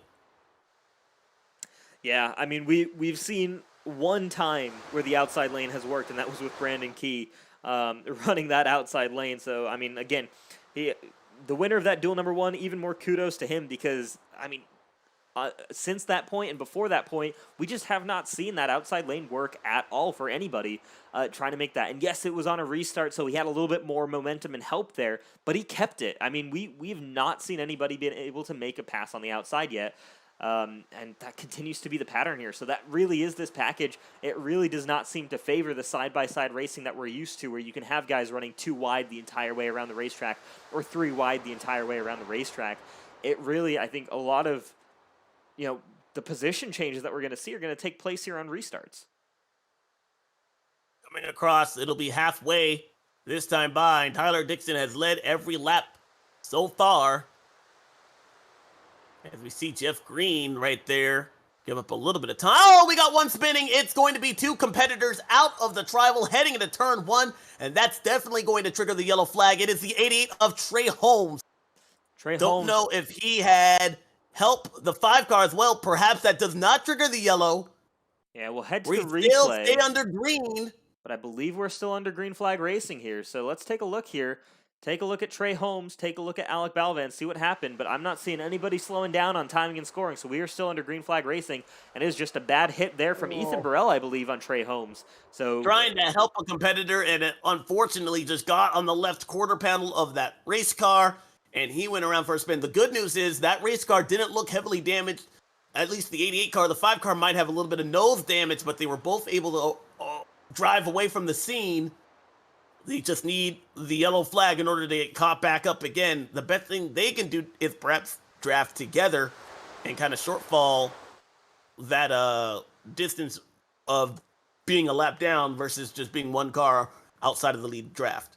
Yeah, really interesting to see that happen there. That's wow. Yeah, so we've now I know had that's two. something that Ethan Burrell did not want to have happen at all. That's a moment. That's something. That's one of those situations where you are trying to help a competitor. I know Ethan Burrell wanted nothing more than to help Trey Holmes and push him for a chance to win, a shot to be in the Daytona 500. And unfortunately, where they were at that section of the raceway, he just got in the left rear corner panel. It just spun him out. Yeah, especially when you consider the close alliance that Pro Edge Racing and Fueled Up Racing have.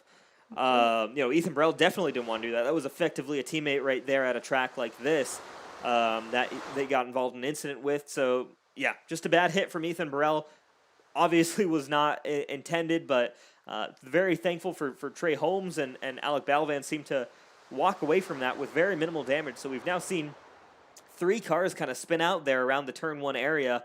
All of them, thanks to all of that runoff area, not bringing out that yellow flag, none of them getting major damage either. So big news there, great stuff for them to see. And for Trey Holmes, if he plays this right and he can carry enough speed, he probably doesn't have enough on him to really just hang with the rest of this pack here, because that would have been a great move for him to just stay on the back of this lead lap. But he is going to go down 1 lap here and be the first car 1 lap down.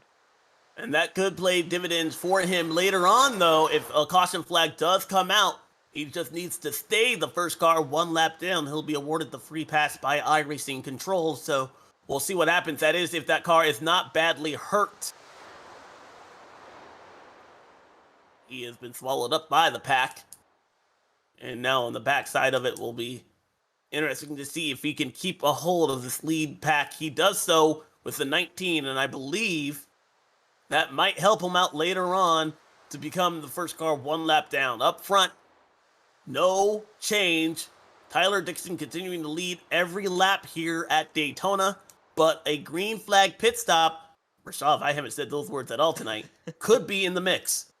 Absolutely. I think it can be, and you've got to be careful about when exactly that happens. And this is where communication starts taking place, where guys start announcing, or as we get closer to this, guys will start announcing, saying, hey, I'm planning to pit at this time. But of course, unless you're planning to go down with half the field, I mean, you're just waiting out for the hopes that a caution comes out so you don't have to do a green flag pit stop. So again, this is another bit of kind of a chess game, a bit of a mind game here where, I mean, if you're Tyler Dixon, you're probably running out of fuel within the next 5 to 7 laps, I think, with how many laps he's led here. So he's hoping that we've got a caution very soon here, or he's hoping that he's got a lot of guys planning to come down pit road when he comes down. Yeah, unfortunately for the leader, you use the most fuel out of everybody on the racetrack, and that's all that Tyler Dixon has been doing as we see the 97 car go a lap down, and that is unfortunate because that now places him the first car 1 lap down versus the 88 of Trey Holmes. He'll need to get past the 97 car of Alexander in order for that to work out in his favor if a yellow flag comes out.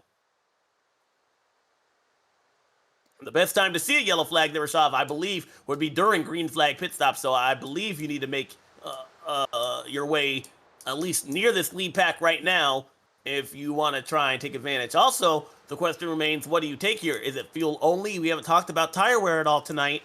Is that something that we see here later on?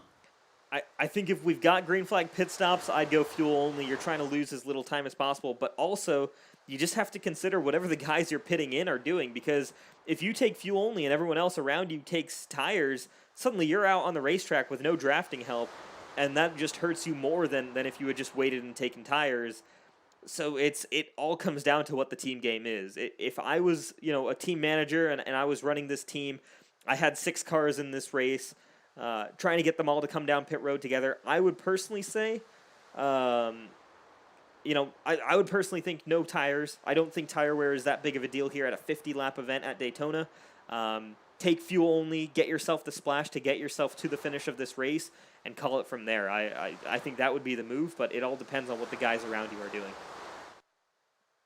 All right, we saw some mistakes made in Duel 1 getting on to pit road there, and that was just under caution there. With Daniel Martinez with a big slide in his pit. You cannot afford to have that happen under the green flag, which is looking more likely as the laps click off here at Daytona. Tyler Dixon, your leader, in front of Scott Crump. Scott Crump, who needs to save that race car. If he does so as well, just like Tyler Fody in that 40 car, he will be starting on the front row there in the second position there, but cannot finish less than 6 laps down. You see them work their way around other lap competitors of the night, the 5 and the 23, and that 3 car there. 5 car now going to go a lap down. That will be the first car scored 1 lap down. Excuse me, no, actually it will be the 3 of Scott Haney. Yep, Scott Haney, the first car 1 lap down there. I don't recall us seeing when he got, or he is there. That yellow car is, I believe, the car that right in front of the number 5. So that's the car going down 1 lap there. So that hurts the likes of Alec Balvans, of course, if he wants to try and get back on the lead lap. The guy I think it hurts the most, I'm trying to take a look and see who we've got as open drivers that are a lap down. It would be Alexander Vandesant is now the lead driver 1 lap down. So keep an eye on that battle, actually, because if Vandesant stays in that lucky dog position, that could be huge for his chances to try and get back into this race for the open spot in this 500. In the meantime, though, it is still Joshua Furr in the 8th position, as really the positions have not changed much at all, as guys are running single file within this top 15 or so. And right now, if you're Joshua Furr, all you're asking for is a clean race. All you're looking for is a chance and a shot to finish this race exactly how it is. You need to not make a mistake here. You need to make sure you're not caught up in somebody else's race. He's just hoping that everybody minds their P's and Q's here for this final less than 20 laps to go here at Daytona, less than 15 this time by. With a green flag stop still to be had, all he wants is this thing to finish under green. He'll race his way in to the Daytona 500 next week. Yeah, that's what he's hoping for. Again, still a lot to play for here. We're talking lap 36 of 50. We've seen just how quickly things can change here at Daytona. It really just takes, half a corner, if anything at all. So, one bad bump down the back straightaway and you're spinning around or something else happens. So, if I'm Josh Furr, I'm not settled quite yet, especially if you've got Thomas Sherman right behind him. If you're Thomas Sherman, you're possibly thinking about, hey, man, if it comes down to it, do I use the bumper?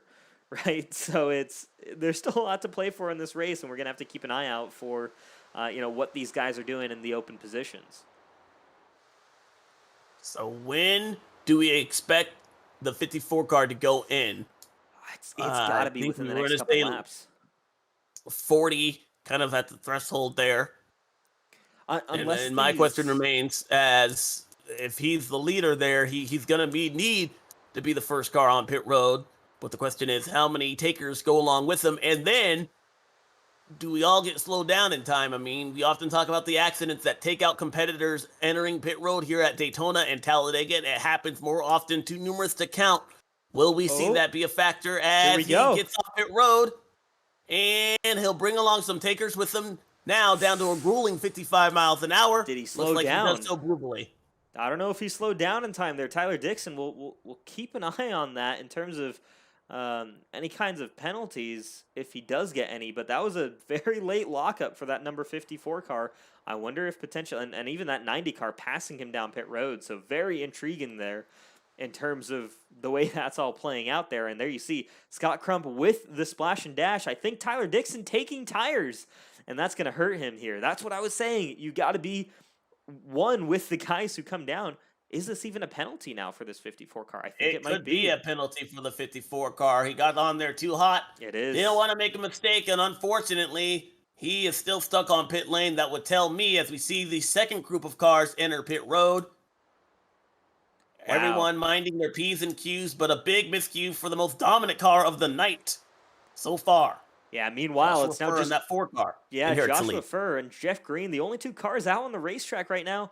That's not a great situation if I'm Joshua Furr now, because you've got just 1 car supporting you, both on your in and out laps here. They have not come down pit road yet, I believe. Let me take a quick look. Yeah, they're both yet to come down pit road, so this will happen likely this lap.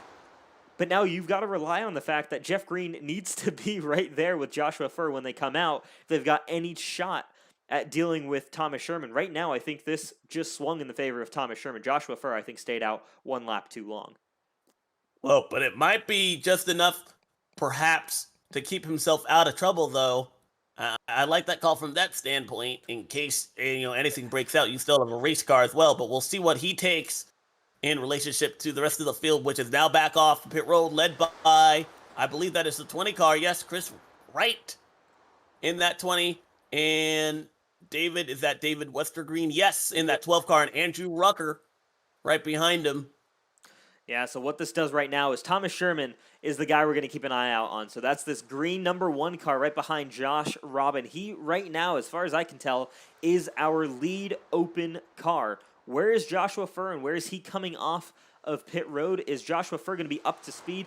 He does look like he's in a pretty solid position here, but he's not going to have any drafting help. Look at this there.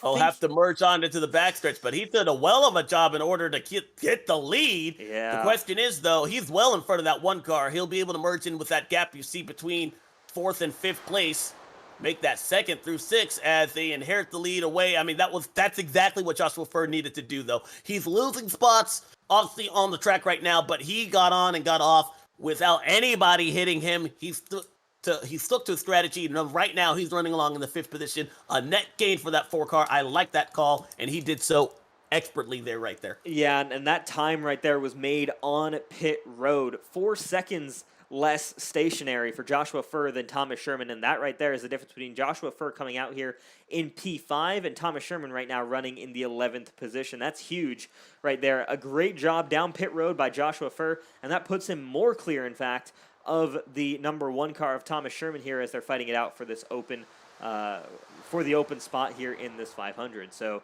big move there by Joshua Furr. I honestly was not convinced that was going to work with just the help of Jeff Green, but a great job down pit road from Furr and his team.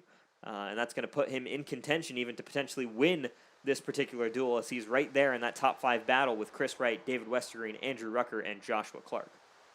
9 car breakaway at the front of the field. We're keeping an eye, though, on the 4 car as we see the 56 of, is that Tate Lytle? Yep. Help from the 30 and the 37 of Ethan Burrell doing a great job. You see them home through some lap cars right there, including the 54 who had that penalty. Unfortunately, was dominant here tonight. He's going down a lap down with less than 10 to go. Here we go. We've got a real battle going on here as this outside lane starting to come together, starting to figure out something here with that second pack joining up to the front. What can they do? Can Tate Lytle lead this top pack to the front? Doesn't quite look like it as they've already started to disperse just a little bit. They need to get reorganized here if they want to try and move themselves back up to the front. You see the 97 car in with this pack, but he is not fighting for position right now with that number 4. So that is the current case. However, excuse me, I should mention Tate Lytle is an open car. So I'm used to Tate Lytle being one of our charter drivers. That 57 right now is fighting with Joshua Furr for that Daytona 500 spot, and that's why we're seeing the entirety of Pro Edge Racing supporting that 56 effort, trying to get him past this number 4. Oh, and that is going to spell bad news. The 4 car needs to draft a little bit more of that back bumper. But he has a preferred groove right now as far as being on the inside lane. That could help him because they're not really making any headway right now. But you're right, that battle in order to get inside the Daytona 500 lies right now within 5th place between the 4 and the 56. Here comes, you see, Tyler Dixon in that 54 car. That could be the 4 car's best friend right now as he pulls up to the back bumper of the 4 car, and that is going to rocket the 4 car in front of Tate right there. And at the stripe, we are going to have 6 laps to go. My goodness, hang on to the edge of your seat here, folks, because the race is just beginning. Yeah, this is where things get very, very interesting. Ethan Burrell going to do his best to push his teammate forward, but they are losing momentum quickly on that outside lane and not even in the same shot here as Joshua Furr with Tate Lytle. And there you see Tate Lytle now slots back into the bottom lane. So what can Joshua Furr do? Can he stay in front of Tate Lytle? What can Tate Lytle do? Can he get support to try and make a move? We haven't seen overtakes really work. That group came up with so much momentum, and we saw just how quickly it stalled out as they tried to run side by side, run that top lane. It just doesn't work out here. Tate Lytle trying it again, but you just cannot get that forward momentum. Right now, certainly in favor of Joshua Furr in the 5th position.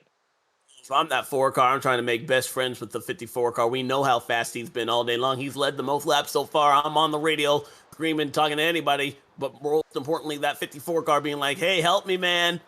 Draft with me, then, or do something. That could be his best friend, because right now, if they stick to the bottom of the racetrack, it's going to be very tough for the 56 and the 37 car to get around both those cars. It's going to be very difficult indeed. And there you see Alexander Vandesant maybe thinking they're going for a move. They've got to time this with perfection. And there you see them all hooked up on the bottom lane. They get a little bit of movement out of the 54 car, but right now it's not enough forward momentum to really make this work. Maybe they've got a shot if they get teammate Josh Clark in front of the 4 car to maybe back up Joshua Furr if you've got team orders coming into play here. But there you see Dixon gets out of the way of the 56 and the 37. So here you go. You've got Joshua Furr now in a Pro Edge Racing sandwich, and that's not the situation you want to be in if you're the number 4 car, especially now that we're coming to 4, or now that we've just crossed 4 laps to go. But the remaining question remains, will the 28 car go to the outside there? Because that could open up the bottom lane, and that allows that 4 car to draft right now with the 50, who was that, 64, excuse me, Andrew Rucker. Ooh. Right now. So that might be a good thing, There but we right go. now you see the 56 pushed by the 37 Wow. car, and who gets in front of the 4 car, and that's exactly what he did not need to see. What a move by Tate Lytle. What a supporting job there by Ethan Burrell, who is now left out to dry and kind of has to slot back into position. He does get his spot back, but Tate Lytle now with teammate Josh Clark. He does still have Joshua Furr right behind him, so this battle is far from over with 3 to go, but Tate Lytle, what a slingshot move with the support of his teammates. That's what you need here at Daytona, and that just helped him pass Josh Furr right now for the position, getting himself in the Daytona 500. Well, it's still not over for Joshua Furr right now. He needs to regroup, rethink, and see what happens in front of him, because if there's any shuffling up front, you need to go with the lane that's going to be moving forward. Up front, I see the 20 car, help from the 12 of David Westergreen, but I don't think these guys are content just running along there. There's still a race to be won here at Daytona. Absolutely, yeah. We haven't talked much about this lead battle right now. David Westergreen, a great plate racer as well. Would love to see him come across the line with the race win. Chris Wright as well, doing a great job here ever since taking over the lead from the pit stops, leading the way right now with 2 to go. We're going to start seeing guys maybe get a little bit desperate, start making moves if they really want to try and go for these wins. So we'll start to see what happens here. We saw with Vincent Isabella, tried to go for a move, and we saw just how quickly that backfired on the final lap.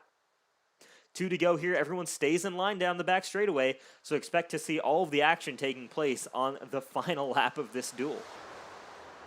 Right now, it's Chris Wright and David Westergreen leading this field. Joshua Furr somehow has to find a way around that 56 car behind him, but teammates could prohibit that move.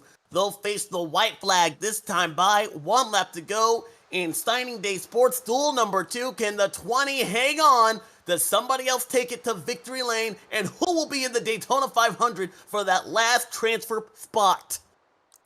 Here we go. So what kind of momentum can David Westergreen get? Will he get support from the 64? And look behind. You've got the move from Joshua Furr, but Tate Lytle blocks it. And here we go. There goes Andrew Rucker for the overtake. This is where everything's taking place. So Chris Wright right now leads over Andrew Rucker, over David Westergreen. Meanwhile, you've got the 28 car of Joshua Clark leading Joshua Furr on the outside lane.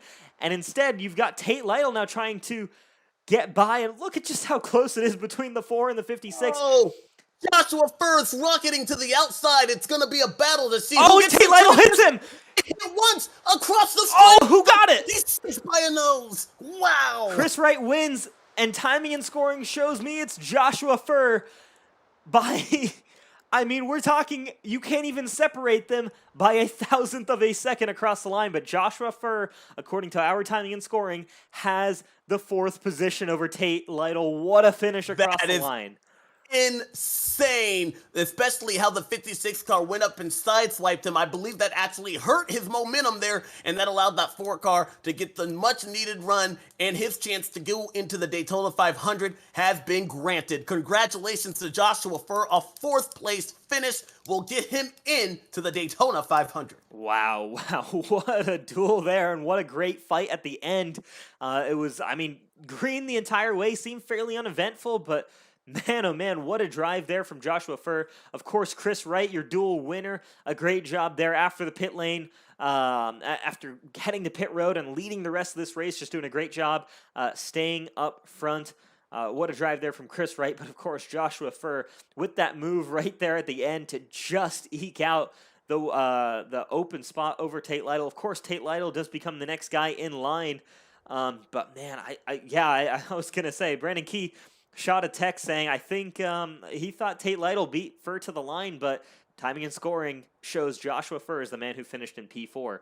And it looks we'll have to go back to that replay and just see at the stripe there. So we'll say it's unofficial there, but my goodness, it was very, very close. I thought to the naked eye, it looked like the 56 car as well, but we'll see what happens there. But we do know that Chris Wright is able to get the win here tonight. So congratulations to him. He ran a flawless race, had a little bit of a issue with the 97 there that did not trigger the yellow flag the first spin of the night. But let's go back and take a look at this replay here, and we'll be able to find out as we await the official word to see who actually is in the Daytona 500. Yeah, I'm going to try and see if we can get a good side-by-side shot of exactly what this finish looked like. Because let's take a look and see where would be the best place to see across the line. Let's take a look up here from the spotter stand. And we're gonna slow this down here. So we're gonna just slowly skip forward here. I think if we can, frame by frame. Oh, excuse me. Head back to Tate Lytle.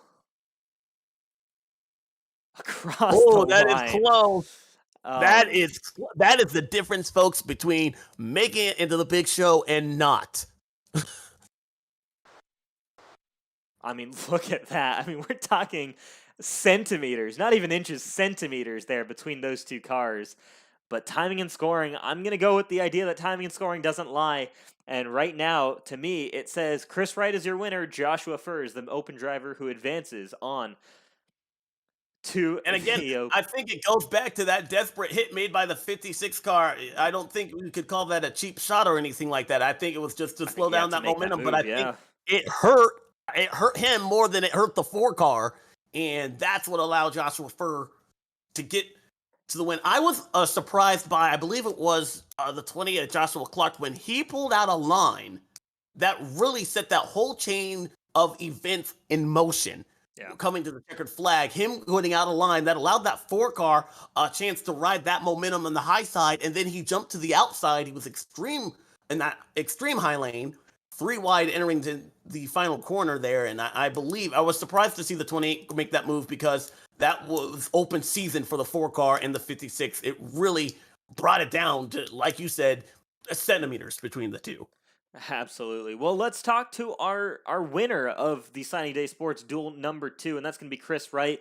Chris took over the lead after the pit stop rotations and never relinquished it. What a drive there. First win of the season there, and gets the momentum in the right direction here heading into the Daytona 500. Yeah, these new cars are not a whole lot of fun to drive. You really can't pass. It's super, super hard to pass. So I just stayed on the bottom. And as guys tried to make moves, you just pass them. We got to 3rd, and then the pit stops happened, and I felt like a pretty solid job on pit road, got me out in the lead, and then it was just about sitting there in line. And then when we got to white, David tried to start backing up, and I just backed up to him and got a little crazy down at the 3, but it was all behind us. We were able to get back going and keep it up there. Chris, we saw a much different Duel 1 than we saw in Duel 2. Was it because of what we saw, the calamity that in Duel 1? Was that why we saw such a calmness and a green flag racing in Duel 2? Oh, yeah. We all got to sit and watch that duel, and we all saw how the racing was going to go, how important the bottom was. I mean, just unless you get a pretty good shove off the top, thankfully we only had that one restart for the start of the race. I was able to get him out there, and I just couldn't get myself clear into second, so we fell back some. But yeah, we got to watch it and see kind of how things happened, the stack ups, and we got to talk to some of our teammates that were in those races. So I think we had a better understanding of what to expect coming in, and we were all better prepared and went out there. And we still had some issues that very easily could have brought out a yellow. I turned the 97 early in the race, and I feel bad about that. I want to apologize to him. I didn't mean to. I saw him move up, and I thought that was his teammate that had just gotten shuffled, and he was going to back up with him. And then when he came back down, it was so close that it kind of drug him back, and my momentum carried me into him, and it just turned him there because I believe he was an open car. So I feel very, very bad about that. Yeah, absolutely. But so you'll line up here off the second row next week. What was the biggest lesson you took away from these duels here tonight that's going to help you as you go for a Daytona 500 victory? The bottom. It's very important to stay in line unless you've got like a big run on somebody. Got to work the side draft. It's I think next week we're going to be able to separate into packs because there's going to be more cars. I think that a couple guys get side by side, stall each other out. You're going to see a breakaway pack maybe. It's just going to be very important to be on the bottom. The top is not going to work unless you're shoving so aggressive that it's probably going to cause a wreck. That's the only way to get the top to work is to try to just stay connected to that guy. And it's just these cars, the draft model, I don't think is quite where it needs to be with them yet to put on a great show for a speedway race. But next week we're going to try.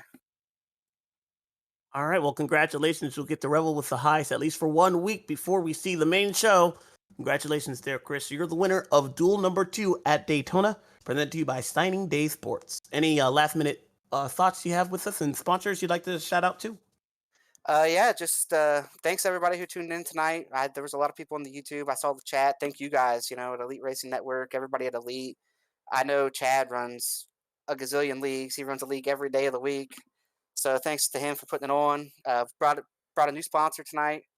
Walmart's on board. We got Jake in the race. He was able to be the fastest open qualifier to give me a teammate in there. So everybody at Walmart, everybody that's in Corbin, Kentucky, Belly Up Sports, Chairgating, and you guys for putting on the show. Hopefully it's a fun one next week. All right. Congratulations, Chris, right there, lining up off the second row for the Daytona 500. All right. We're, of course, going to also bring in, let's talk first to the guy who did make it in by the skin of his teeth, Joshua Furr, man. I mean, we're talking about, according to our timing and scoring, we're seeing less than 1,000th of a second. I think we've seen some that say 1,000th of a second. But talk us through that finish there, because what a job to get your way into next week's Daytona 500. Oh, Joshua Furr. He's speechless. He's just speechless. So are we up in the booth there. We can't believe what we saw here to end duel number 2 there. But Joshua Furr, if you can, open up that mic because we want to know. We've got to hear what was it like coming to the checkered flag, beating and banging the way stock car racing was meant to be, and you're in the big show. Yeah, Joshua Furr, you got a copy here? Oh, can't quite seem to get connected to the driver of the number 4 car here, which is unfortunate. You're gonna have to tweet us, and we'll retweet it. Unfortunately, not quite able to get connected here. We'll maybe try and give Joshua Furr a call here a little bit later, but let's talk to the guy instead who came 1,000th from making the open or making that open spot there, and that's Tate Lytle. Man, that was so close there, and we could see you did everything you could to try and block off the run from Joshua Furr, but I mean, we're talking about less than 1,000th of a second there. Talk us through your race here tonight. Yeah, I can barely understand. You sound like you're in a running helicopter, but the race was crazy. Race was crazy. Started last, wasn't able to get a qualifying run in because of work. Got off work like at 6:30. Race started about 7:45. So started 28th, and I mean, I lost the draft because those guys, half those guys don't. I mean, it's like, what are we doing back here? We're 3 seconds back, and you're side drafting. Like, that's not the way to the front. So, luckily, I got some really badass teammates, and Ethan Burrell and David Tucker and Trey Holmes all came back and helped me get back up to the front there. And then when we pitted, I thought we had the key there because we all nailed our pit stops. And yeah, I mean, we had it until that last lap. I threw a block on JJ there off of 2.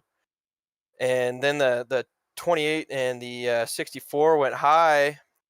And I didn't want to go with them because it would have been too easy for JJ to just dive to the bottom. So I stayed to the bottom, and I tried pushing the 12 through 3 and 4, and it just knocked him sideways. He hit the apron, and I wasn't able to go anywhere.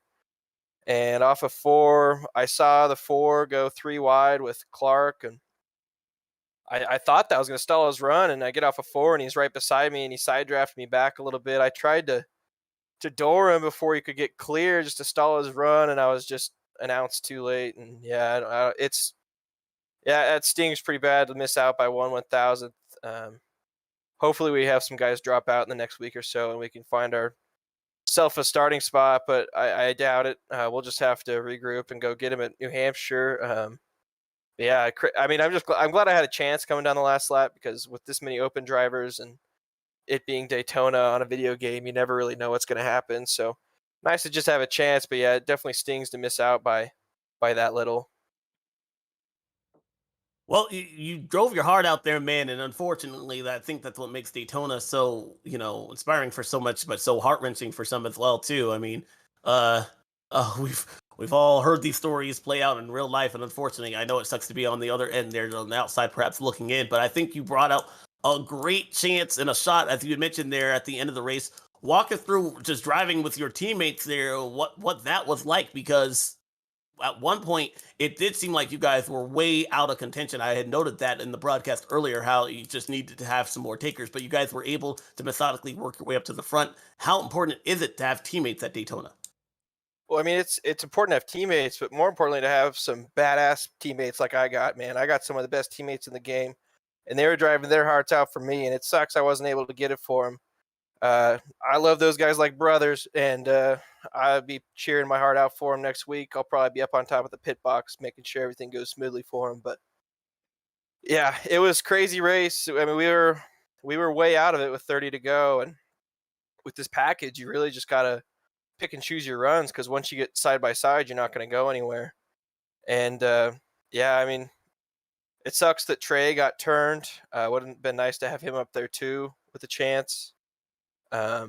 Obviously, him and Ethan, we were all pushing as hard as we could, because that's the only way you're going to make any ground up. And I knew pit stops would be our opportunity, and we made the most of it. Just came down to the wire, and we missed out by literally probably an inch.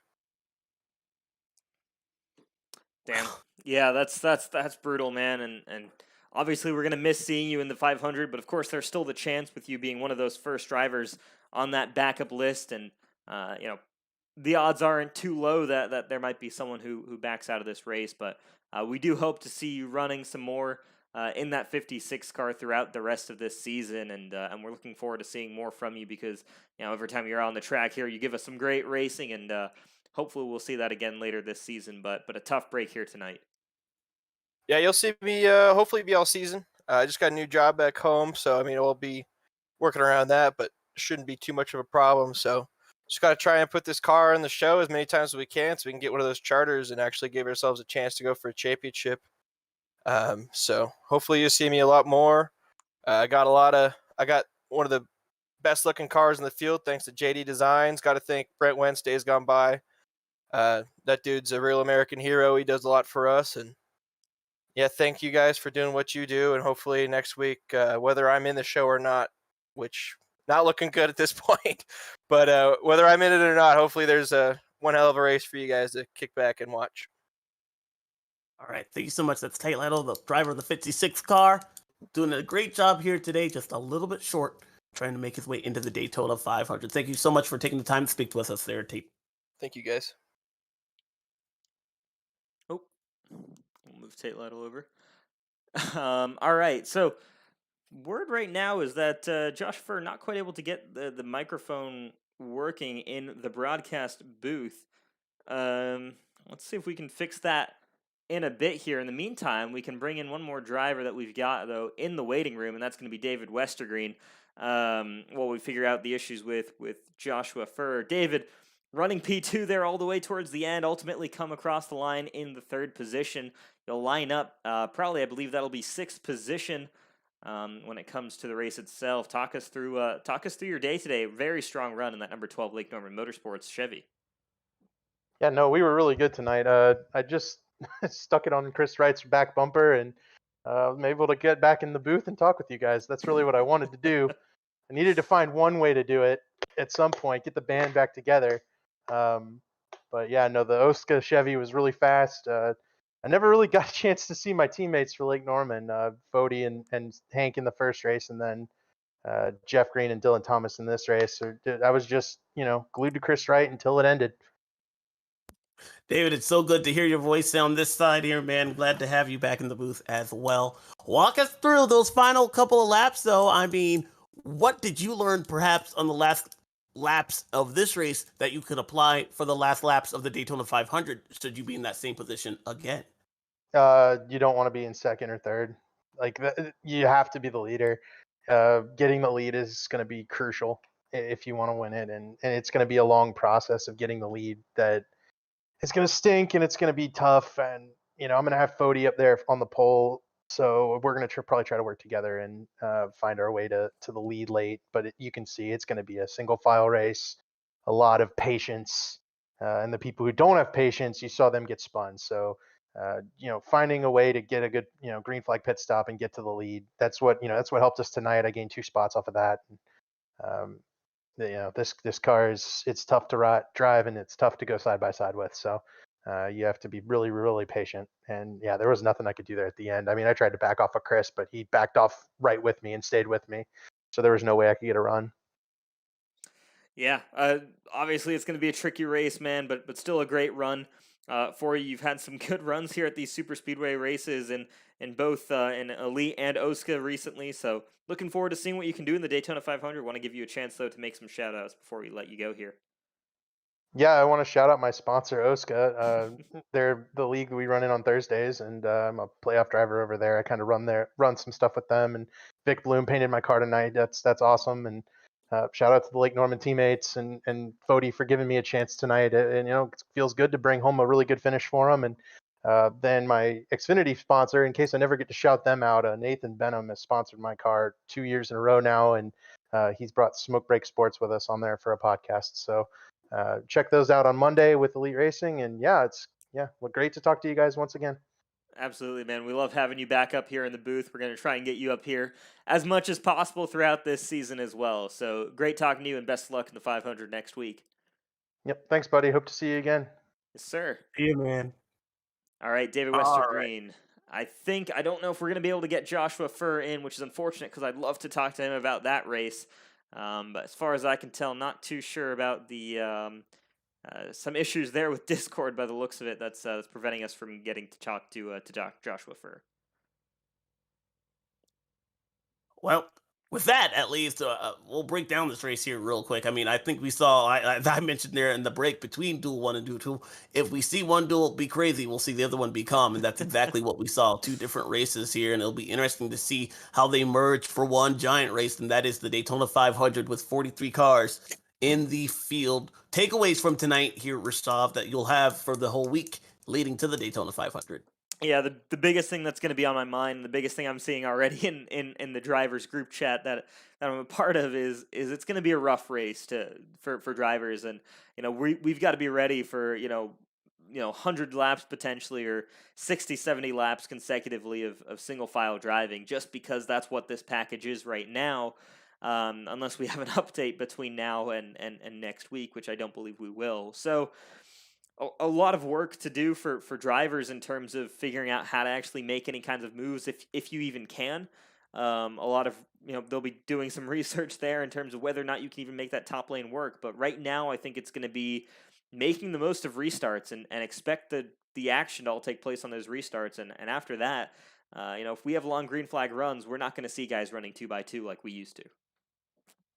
Well, I, for one, know that the next week is a race that we cannot miss, and I hope you guys will definitely at home be able to enjoy it with us. Again, that'll be at 8 o'clock, so about 30 minutes earlier than our regular broadcast, because this will be a full scheduled race distance. The Daytona 500 for the Elite Racing League going to be on YouTube at 8 Eastern. Quick shout out to our sponsors here that helped tonight, including Signing Day Sports, C2 Freight, and Blue Egg Marketing. Want to thank those guys for everything that they do for Elite Racing League. Rashov, I think we are in for quite the show.